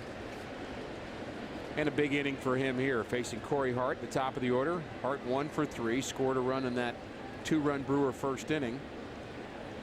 Brewers offense has been silent since then. And you also think about the fact that there's a pretty decent hitter on the bench for Milwaukee that they may use in later innings in Ryan Braun. Braun just getting the day off and didn't have a lot of success against Carpenter, but really wasn't like the way he was swinging last couple days. So they said, you know, he was scheduled to have a day off this week, and they said, why not take it today? But he is available to pinch hit. How about Carpenter, the way he's gutted his way through this ball game. Benefited from the 3 double plays, but that was 3 good pitches he made to get that ball on the ground. He's at 100 pitches right now.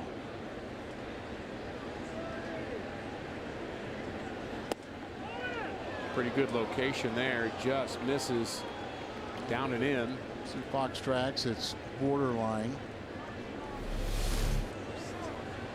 But as a pitcher, you want that pitch. You bet you do.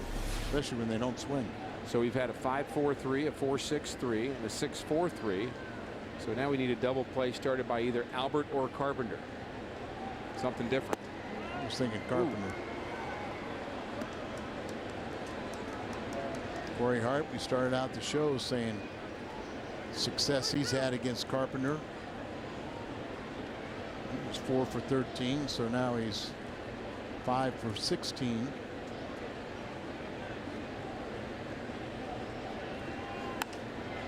And he gets it.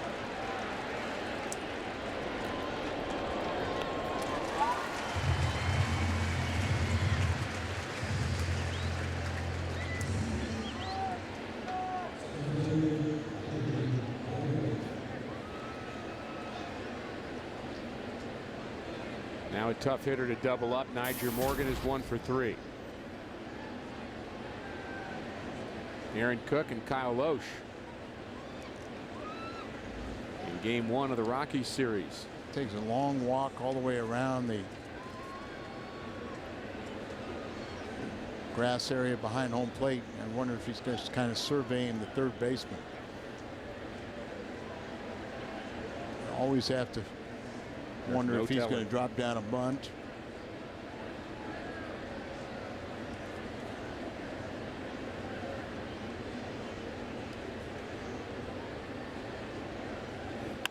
Ground ball to second.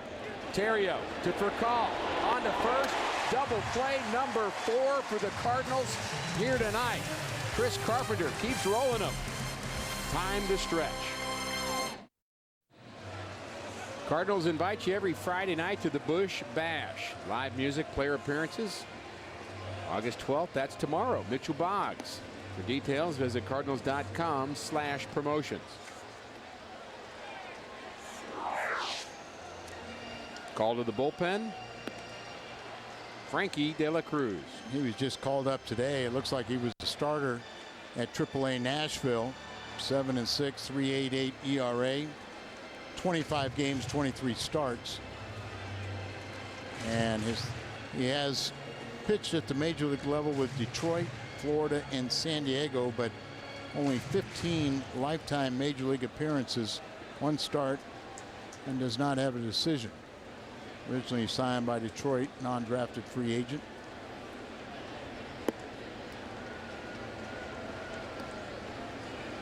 This is why they call him Frankie.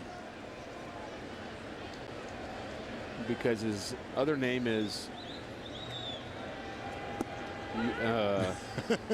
that's your tier. This is Spanish now. I should know this, right? Yes. Eulogio. Eulogio. We're going to call him Frankie.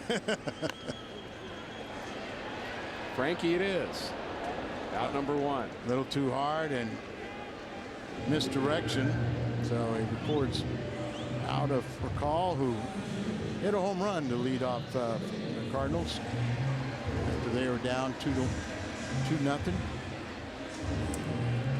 Frankie De La Cruz, and Frankie is spelled E-U-L-O-G-I-O.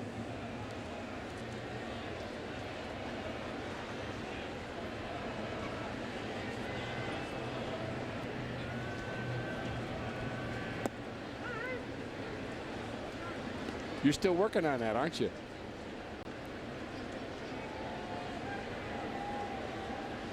I-O-L-O-E-O. That sounded Japanese, Al. Well, he did play for the Swallows. Oh, maybe it is. Called Swallows the Japanese League. That's where he played last season. So we're getting closer. 0-2. Swung on and missed. So far they haven't hit him. Every Thursday on FoxSportsMidwest.com, we'll bring you the Farm Report. Brian Walton checks in on the prospects in the Cardinals farm system, and there's certainly a lot of them. Head to FoxSportsMidwest.com for the Farm Report to find out how the young players are doing. Albert Pujols has had quite a night. Don't stop now. Young man is from San Domingo, so it's got to be a real thrill for him to face Albert. Good fastball in on the hands of Albert. He's 3 for 3. Solo home run in the first and a couple of base hits. He's hit the ball hard 3 times.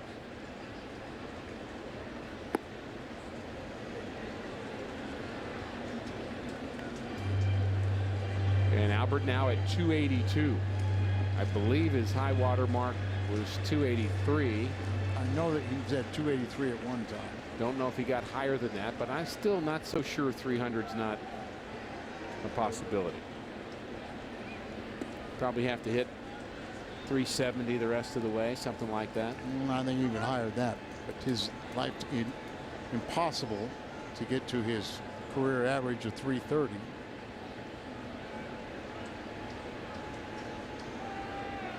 Nothing's impossible, but you have to hit what, 600 or 700.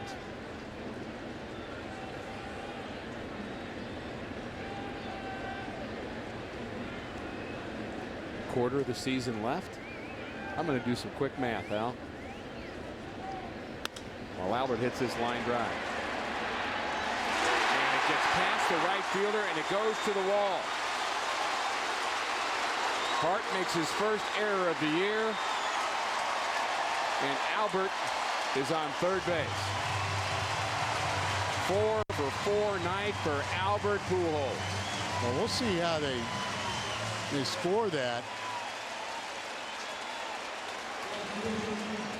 Because Hart was going in for the catch. I mean, it bounced in front of him.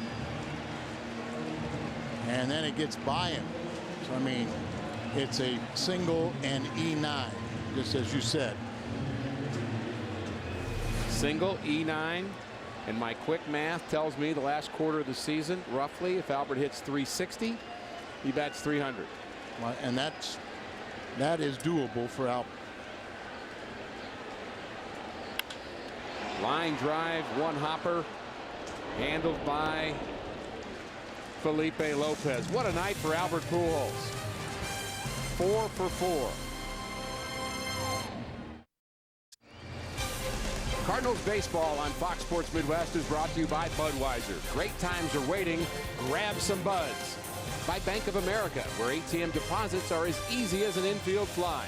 No deposit slip, no envelope with Bank of America. Member FDIC. And by AT&T. The news is good so far from St. Louis. 5-2 Cardinals.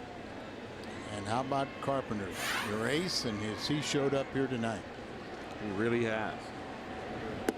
Must admit I was a little worried about him in the first inning, Al. Well, gave up 3 hits, 2 runs in the first inning, but benefiting from 4 double plays, he's kept them off the board since then. 0-2 on Mark Kotze. He hasn't retired Kotze yet. He's 2 for 2 with a walk. Kotze and Betancourt, he's got him this time. Easy play for Terrio. When the Cardinals are turning so many double plays, there's really kind of a shared credit. The pitcher has to throw the pitch to make it happen, but then the defense has to finish the job. Absolutely, and you know he's scattered 9 hits, so you have to have a man on base and the opportunity. But you know, the tight defense, they've been very good for him. Put the shift on Prince. There's your 4 infielders. Terrio, very deep second base.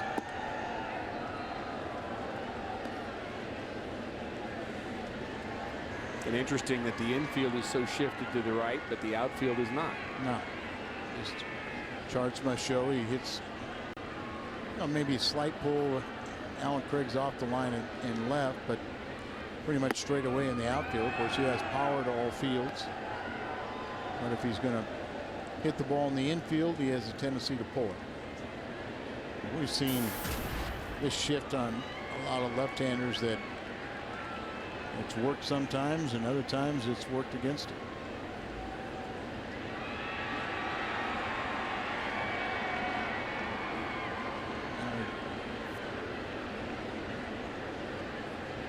Not sure what this is about. No.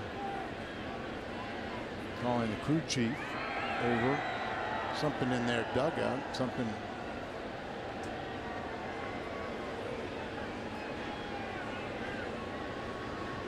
It's the third base umpire that initiated this conference.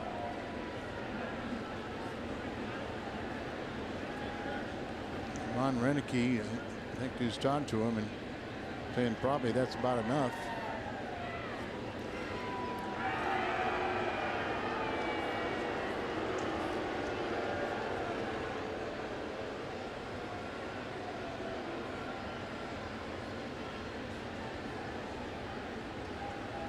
Renicky doesn't seem to be too agitated, but really don't have any idea what they're talking about. No, but he's not the kind of guy that gets really too excited one way or the other. Right. Again, reminding us of his mentor in some ways, Mike Scioscia. 11 years with the Angels. And once again, we personally give a lot of credit to the success of the Brewers is Ron Renicky and his staff. Obviously, they had the talent, but they've had this talent minus Markham and Greinke for quite a few years, but they're putting it together now. There's a line drive to left field, left center, and it's run down by John Jay.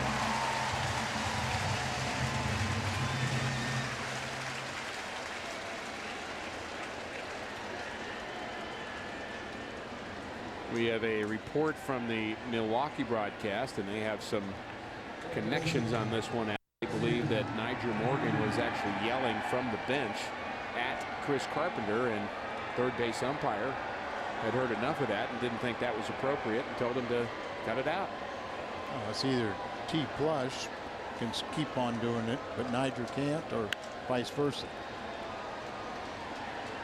Base hit for Casey McGee. That's his first hit. And I'm a little ambivalent about that one, Al, because it used to be part of the game. Used to be part of the fun of the game, I must say. I don't think you ever had George Kissel travel with your team.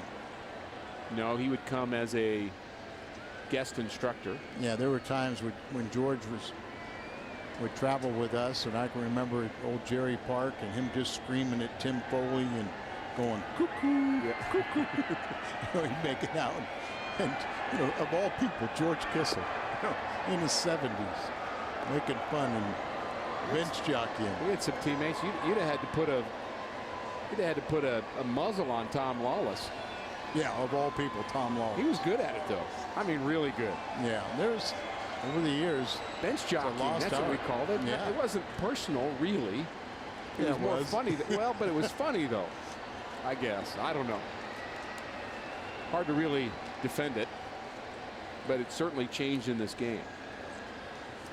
And I mean, I knew people yelled and screamed and said everything about me. Jason Mott and Kyle McClellan warming up, said all kinds of things to me, but I was in my own world. I shut it all out and didn't hear a thing.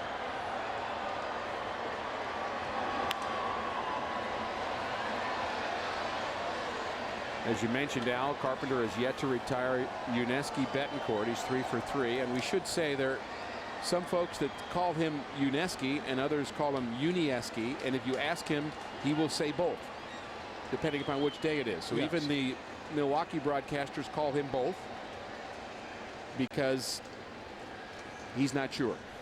So we're going to go with Yuniesky. We got it. How's that explanation? Betancourt is 3 for 3. And the pitcher of record is Eulogio de la Cruz. The shoulder pad, part of the padding on Yachty's chest protector. We saw this last week. Knocked it off right there. Better to have the pad go off than your shoulder. That is very true, Al. But now it's unprotected. Good. Give Carpenter some credit.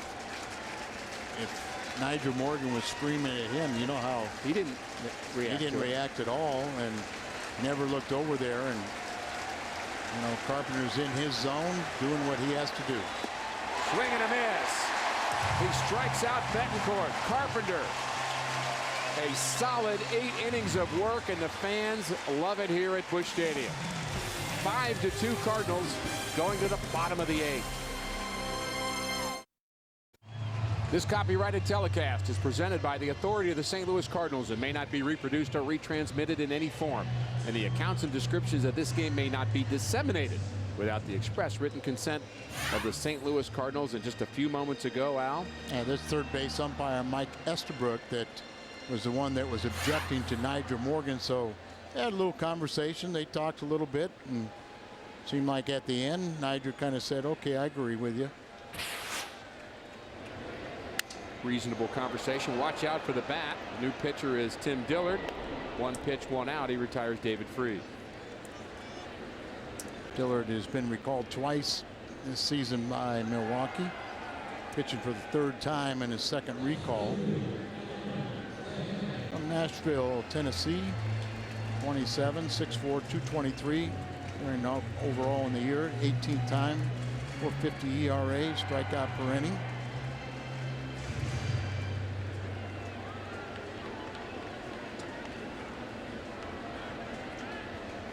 Alan Craig was 0 for 3 last night in his first game back. 0 for 3 tonight. Facing the sidearm pitcher, Tim Dillard. Yeah, drops down there, but these two may have faced each other at AAA. Pacific Coast League hitters batted .204 against Dillard. Cardinals' plan, Al, in this series, obviously they would have loved to have swept the Brewers. Plan B, pretty good plan, would be to win 2 out of 3 and at least pick up a game. But after losing the first 2, they had their hopes on Chris Carpenter here tonight, and so far so good. Tough one, handled by fielder. He better hurry, and he gets Craig. Nice play by Prince, and pitcher over there covering. Been a well-played ball game here. Coming up right after the conclusion of this game, Missouri Lottery Cardinals live post-game show. Salas is warming up. I think Carpenter has done his job for the night.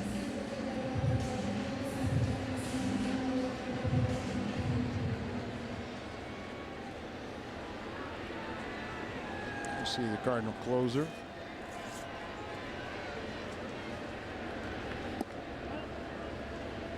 Pat Paris and Cal Eldred from Lumiere will have our post game for us. 38,302. That's the crowd here tonight. Another nice crowd.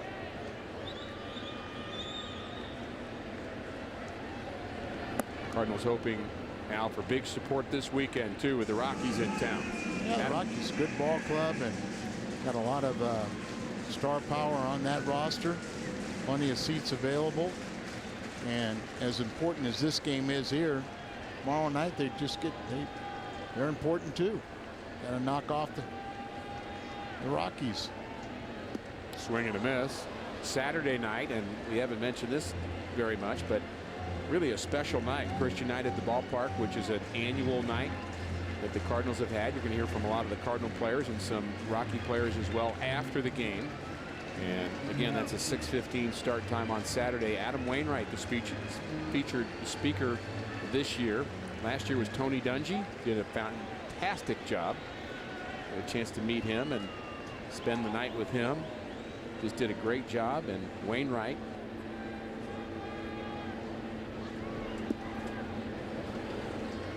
pitch outside to Molina.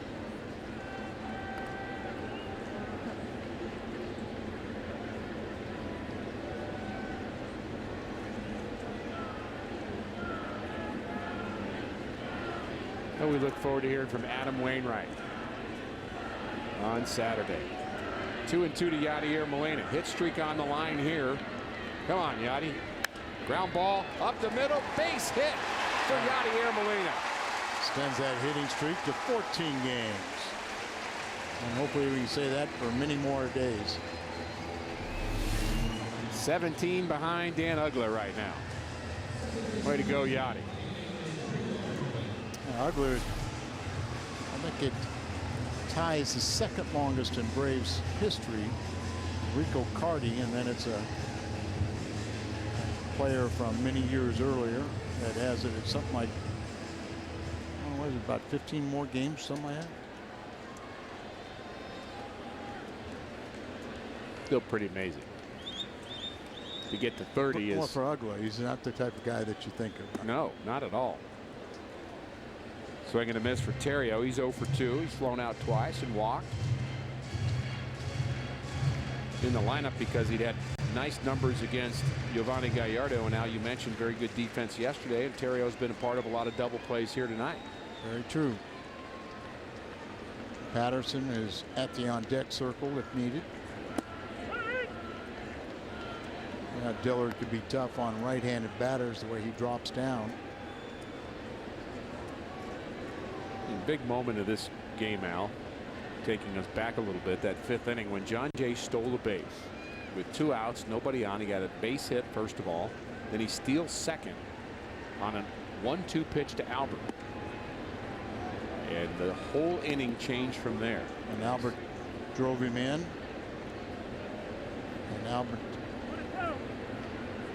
was able to score on a wild pitch after Berkman hit him to third. All that with 2 outs. 2 outs.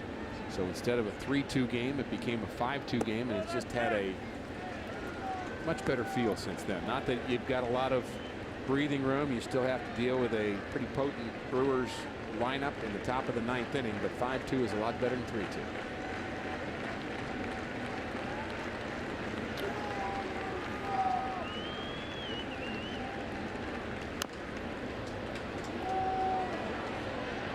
Ball just foul. Just curved right at the bag, right before the bag. You know, we should give some credit, as we saw Mark McGwire. We'll take one more look at this foul ball. Just barely foul. Seeing, look at that, by an inch. Mark McGwire talking to Albert Pujols on the bench. Probably not enough credit to Mark McGwire. He does it all day long. Talks hitting. That's what he does. He and Mike Aldretti both talking hitting all day long with these Cardinals. They lead the National League in batting. The Cardinals are #1. Their strikeouts are down. Their walks are up. Their approach has been very good all year long. And he was the target for a lot of criticism last season. Unwarranted. So let's give him some credit. A lot of credit this year. On to the 9th. 5-2 Cardinal lead, top of the 9th inning. Cardinals 3 outs away from avoiding the sweep. Our Nissan drives of the game came in the 1st inning. First one, Rafael Furcal, 405 feet down the right field line. Then Albert Pujols, same distance, different place. Cardinals tied the score in the 1st inning with those 2 blasts, and they added a run in the 3rd and 2 more in the 5th. And now Fernando Salas will try to nail it down. Fernando is currently riding 7 consecutive scoreless appearances. Earned his 20th save last Thursday in Florida. It was the 27th 20-save season in St. Louis history.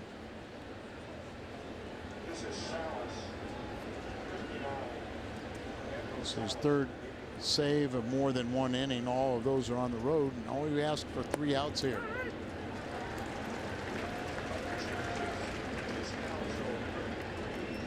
Multiple defensive changes for the Cardinals. Schumacher is in right field. Patterson in left field. Scalzo at 3rd. Added defense for Fernando Salas. Looking for save number 22. And that pitch just misses to Felipe Lopez. He'll face Lopez, Lucroy, and a pinch hitter.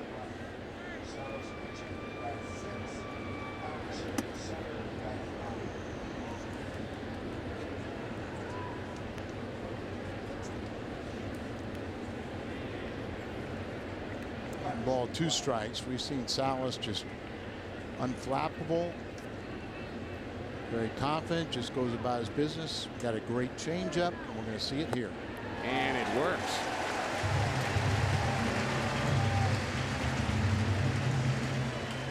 Strikes out Lopez. Want the ball down, preferably down and away. You can see the just sinking action.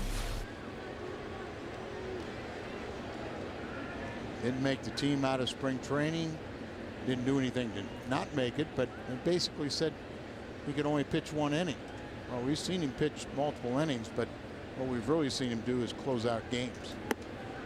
But nice to get that first batter with Ryan Braun looming. Ryan Braun is on deck. Brewers could have made this game a little interesting in a hurry. You get a couple runners on and have him coming off the bench. Still more work to do for Salas. Cardinals have done a pretty good job of containing Ryan Braun this series or this season.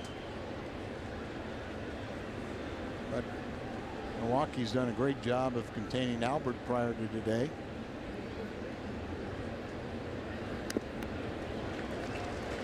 How about all that extra batting practice that Albert took? Albert Molina came out, took that. And see, I just looked down. I saw that ball look like it went off his right shoulder, but he's got his pad back. So it's a good thing you got that. Little duct tape, probably. Yeah. Super glue. I think it's Velcroed anyway. Fastball away. A good spot.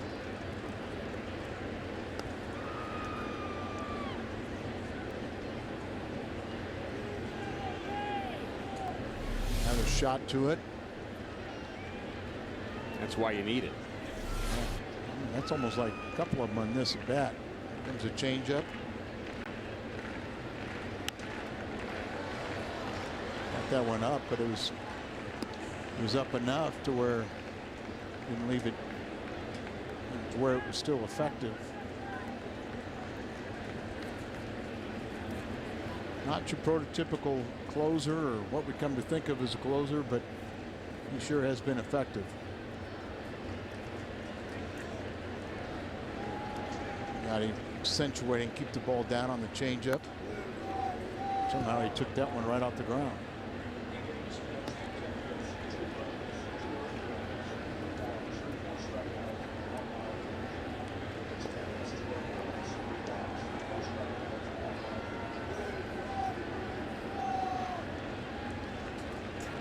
Forget the gutsy performance by Carpenter to get us to this point.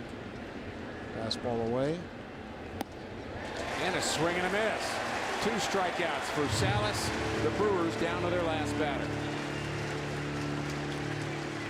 Our player of the game, our Budweiser player of the game, Cardinal first baseman Albert Pujols. 4 for 4. Home run, 3 other hits. All 4 at-bats, hit the ball very hard, and the Cardinal fans are excited here at Busch. Pulled back Braun and nobody on, and it's Kataris. Backup catcher.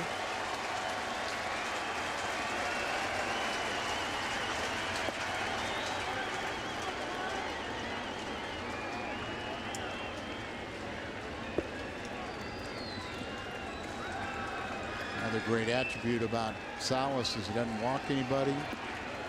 Usually has a pretty efficient pitch count, so he could go multiple innings. And more importantly for a closer, it allows him to come back the next day. Has fallen behind the count here. I've seen that a couple times where the third out gets a little exciting.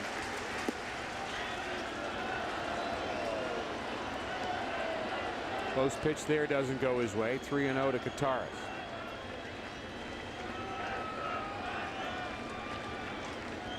Corey Hart bats next.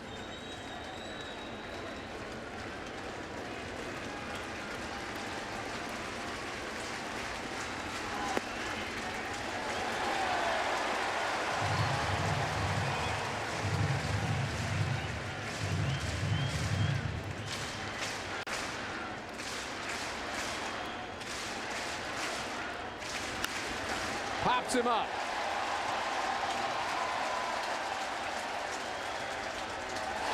Terrio has it. And the Cardinals take the final game of the series, avoiding the sweep. Time for the postgame show. It's coming up next. Cardinals 5, Milwaukee 2. Game is over with a Cardinal victory over the Brewers. Has a nice ring to it, doesn't it? It does have a very nice ring to it. Seems like it's been a while, but they need to win more than just one of these games in a 3-game series to catch the Brew Crew. Certainly do. More from Cal coming up on Missouri Lottery Cardinals Live from Lumiere Place in the Stadium Sports Bar and Grill. Redbirds trying to avoid the sweep at the hands of the Brewers, and they are able to do it and salvage this series in the final game. And the Cardinals turn to their ace in the big game. We'll break down Carp's stuff and how he led them to victory. We'll take you back to Busch Stadium, player reaction, Tony La Russa's thoughts as well. Cal's going to give us his 3 keys for the catching the Brewers for the Cardinals. Happy birthday to Hulkster Hulk Hogan. What you gonna do to brother when Missouri Lottery Cardinals Live comes up next? Stay with us. Okay? Okay? Yeah. Pay the fool!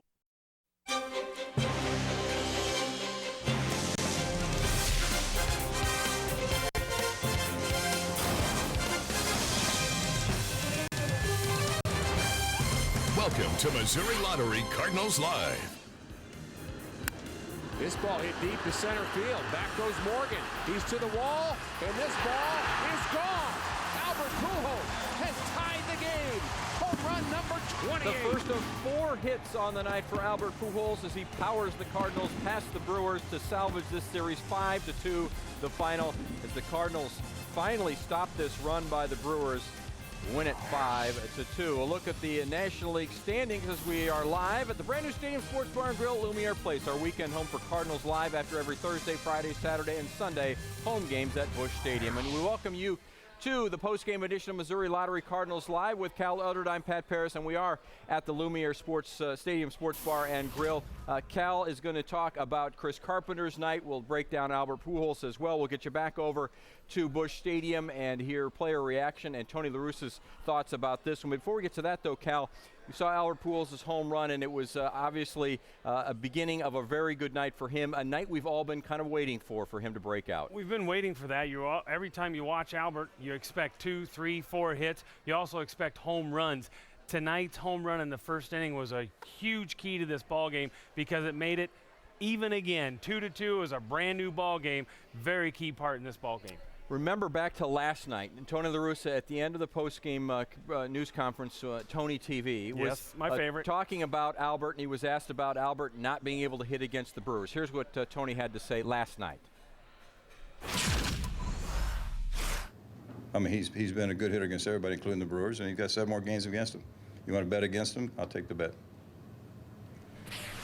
And he would win the bet tonight, wouldn't he? Yes, he would. Starts off right there in the first inning as he takes Gallardo deep, the second solo shot of the inning for the Cardinals. And he was just looking, Gallardo, trying to get a first pitch strike on Albert. He had that curveball just a little bit up, and he whacks that over the fence. And this here was another pitch out over the middle of the plate. That pitch there, actually, Pat, is a little bit on the outside part of the plate. Not a bad pitch. Albert's just swinging the bat really, really well. That early BP pays off. Certainly did, and you see the stats, 4 for 4, first time since 09, first time 4-hit night against the Brewers since 03, and then he goes opposite way there in the 7th inning, and that one turns into almost like a triple. How about a single and a 2-base error? If one of those singles would have been a double, I agree, we got to score that a triple, right? That might have become a triple by the official score. He would be stranded there, and 5-2 would be the final. And then, interesting, he talks about his hand placement. And you think that's what they're working on today in extra BP? They find all kinds of things. You really look at these hitters, and he talked about the difference in where his hands are with Mark McGwire. No question, I think that's one of the things he's working on today. First 11 games against the Brewers this season, and you see that OPS of 337, and it was an overall batting average of just 119, the 5 for 42. Tonight, he's batting 1,000. He is batting 1,000, and I just like the fact that tonight it was a key hit. We're talking about this team needing to get that key hit, that clutch hit. Milwaukee's been doing it in these ball games against the Cardinals. The Cardinals have not. Albert gets the home run. Berkman gets also the hit, the single that drives in, the go-ahead run. Right. Just very, very important. And that turned out to be the game-winning hit as well for Lance Berkman. And we're talking Albert Pujols right now. In fact, he talked with our Rick Horton moments ago back over at Busch Stadium, our Mid-America Chevrolet Dealers Player of the Game. Ricky? Thanks, Pat. Our star of the game is the Cardinal first baseman, Albert Pujols. What a night, Albert. Congratulations on your 4 hits. Thank you very much. Outstanding performance. You guys obviously would love to have swept the Brewers here, but it's nice to win this final game, isn't it? Well, I think sweep is asking for too much. Our goal was try to win the series, and we lost a couple of tough games. Obviously we didn't swing the bat pretty well, but you also have to give credit to the other side. They pitched pretty well, and obviously we didn't catch any break. And obviously today we came out and swing the bat right off the bat, against Gallardo, a great pitcher in the National League. And you had a nice performance from your starter, Chris Carpenter. He's done that his whole career, hasn't he? Well, definitely. Obviously, we all know down the stretch, how important these games are. But Chris, every night, every 5 days when he takes the mound, you expect him to give 110%.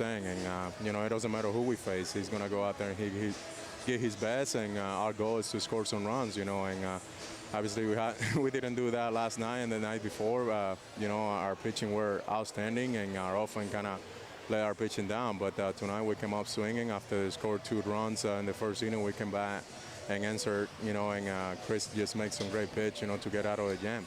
Well, Albert, we'll let you go, but we again want to congratulate you on an outstanding performance. 4 hits tonight. Way to go. All right, thank you. All right, we'll bring in Al Ryboski. And Al, certainly you don't want to call them must-wins. We are trying to avoid that phrase, but this is a really nice win against a good club. Very nice win. I mean, it really makes a difference being 4 out versus 6 out. We still have 6 games to play against Milwaukee, but what a job by Carpenter. Especially to get down by 2 runs in the first inning. Good job by Furcal and Albert to get it even, but Carpenter just gutted his way through those 8 innings and everything, and showed you why he's the Cardinal ace. And one of the ways he got through those, Al, was not just by the strikeout, which is something he normally does, but the double play tonight. That's right. He gave up 10 hits, but he had that ground ball working, and he had the good defense. So 4 double plays behind him, and that was the big savior. But he just went deep into this ball game, and give Carpenter an awful lot of credit. This was a great team win, and like we said also, though, it all starts tomorrow. You got to win those games. You got to win the games when you're not playing against Milwaukee. So Albert was our star of the game. Carpenter also an outstanding start. He wins his 8th. As Al said, it was a team win. Pat, back to you. Guys, thanks very much. So we'll check out their preview of tomorrow's game coming up. We're starting the highlights. Mark Kotsay in the first inning. He's in for Ryan Braun tonight, and the move pays off just fair on the RBI double. That's what you call chalk right there. It hit the chalk. Certainly did. So it's 1-0 Brewers as Corey Hart scores, and you think, uh-oh, not the best of starts for Carp against the team he struggled against this year, and that's the Brewers. And then it's Prince Fielder rips a liner back to center. Kotsay scores easily from second. 88th RBI in the season for Fielder. It's 2-0. Carp's struggles continue against the Brew Crew. And early on, but also Prince Fielder's making them count. Certainly, this one counts. Rafael Furcal, how about the first Cardinal leadoff home run since September 3rd of 2009? Cuts the lead to 2-1. That thing was a rocket. And his 27th in his career. I think this is, by my count, the 3rd time we showed this already in the first segment, but I love it. How about an Albert Pujols home run 2 batters later to tie the game up? 28th on the season for him, tying him with Lance Berkman for the NL lead. Speaking of Lance Berkman, bottom of the 3rd, runners on 1st and 3rd. He grounds one back up the middle. In comes John Jay. Cardinals have their first lead in 29 innings against these Brewers at 3-2. It's been a long time. That has been a long time, but give Lance Berkman credit. Pitcher misses out over the plate, he makes him pay. And Albert Pujols makes him pay one more time as well. With John Jay on second, he singles, and that brings in Jay. Pujols ends up 4 for 4 in the evening. The Cardinals add on, making it 4-2. And then after Berkman reaches on an error, David Freese steps to the plate, and Gallardo unleashes a wild pitch that allows Pujols to chug on home. He's safe, 5-2 Redbirds. And then it was Chris Carpenter getting out of those jams, as Dan and so Rick and Al were just talking about. The double plays helping him out, but how about the strikeout? He seemed to get stronger, Rick, as the game goes on. That was his final strikeout and final out in the 8th inning of Betancourt. Well, he finally got Betancourt out. We couldn't get that guy out. Carp bloop here, bloop there, then he gets a line drive up the middle, finally gets Betancourt out with a nasty cutter away. 5-2 is the final, as Chris Carpenter evens his record at 8-8, 119 pitches again. Just an update at the office for Chris Carpenter. For Gallardo, This is one of those, every 3 or 4 starts that the Cardinals face against Gallardo, they seem to tag him for a lot of runs and beat him around a little bit. And he has his fun against the Cardinals at times too. An outing he had where he and Jaime Garcia locked up earlier in the year he was outstanding. But somehow, some way, this Cardinal offense finds a way to get to a very good pitcher in Gallardo. And if you notice, the Cardinals 1 through 4 hitters tonight go 8 for 16. So it's the table setters, and then it's the guys that drive them in. It's what has been lacking basically for 2 weeks against these Brewers. The series last week in Milwaukee, the series this week here in St. Louis. They were missing the ability to drive in runners who actually had gotten on base. But Pat, this is what we saw when the team was in Florida. You saw this same kind of recipe. The guys at the top of the order getting on, the middle of the order driving them in, at times the bottom of the order getting on, and then the other guys getting them over, and then the middle of the lineup driving them in. This is the way the Cardinals need to play. Plus, we're going to talk about this a little bit later. When you get starting pitching like you did the last 2 days, these Cardinals are going to go a long way. Certainly will. This has been a obviously rough season for the Cardinals against the Brewers, just their 4th win in the 12 games so far. And we look at the numbers from the season series to this date. Cardinals 4-8. The batting average way swung over in the Brewers' direction. Home runs still the edge there as well. The power numbers, runs in the 7th or later, and that's been key in a lot of these close games. Tonight, last night, not so close, but the game the other night, 12 inning or the 10-inning affair, we saw those last week as well. When it counts in the clutch, it's been the Brewers coming through more often than the Cardinals. And what happens is last night is a perfect example of scoring after the 7th inning. You look at the fact that the Brewers added on 2 more runs last night. That was the key to giving Rodriguez a little breathing room when he came out to pitch that final inning. But tonight, the Cardinals are the team that add on and push it far enough that Salas can come in, have some comfort at the end of the ball game, and do his job. We're going to break down just how the Cardinals can catch these Brewers. You've got your 3 keys. That's coming up a little later on. We're looking forward to that because there's still plenty of baseball left to be played. A little more than half of August and all of September. We're going to continue here on Missouri Lottery Cardinals Live. Little Tony TV coming your way. Tony with a little bit to smile about tonight. It's coming up next.